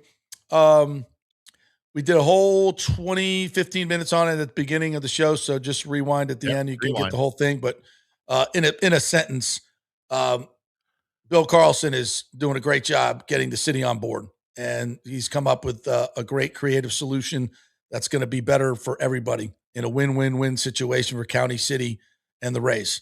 So yeah, we're in really good shape, and we're going to have Bill and Babby on at some point this weekend or this week. Aviation says all those WNBA players and coaches were cool with men playing in women's sports a week ago. What happened now? Now that it might be a reality. Yeah, we'll see. I can't wait to hear the press conference.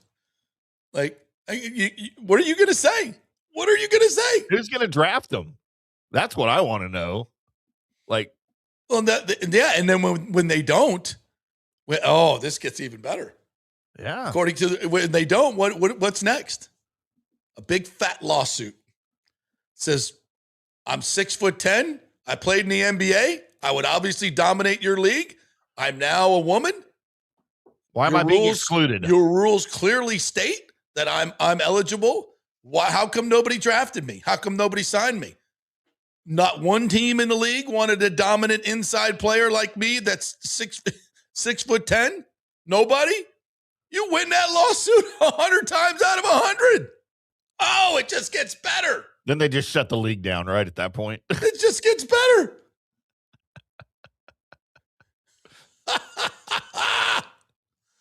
So good.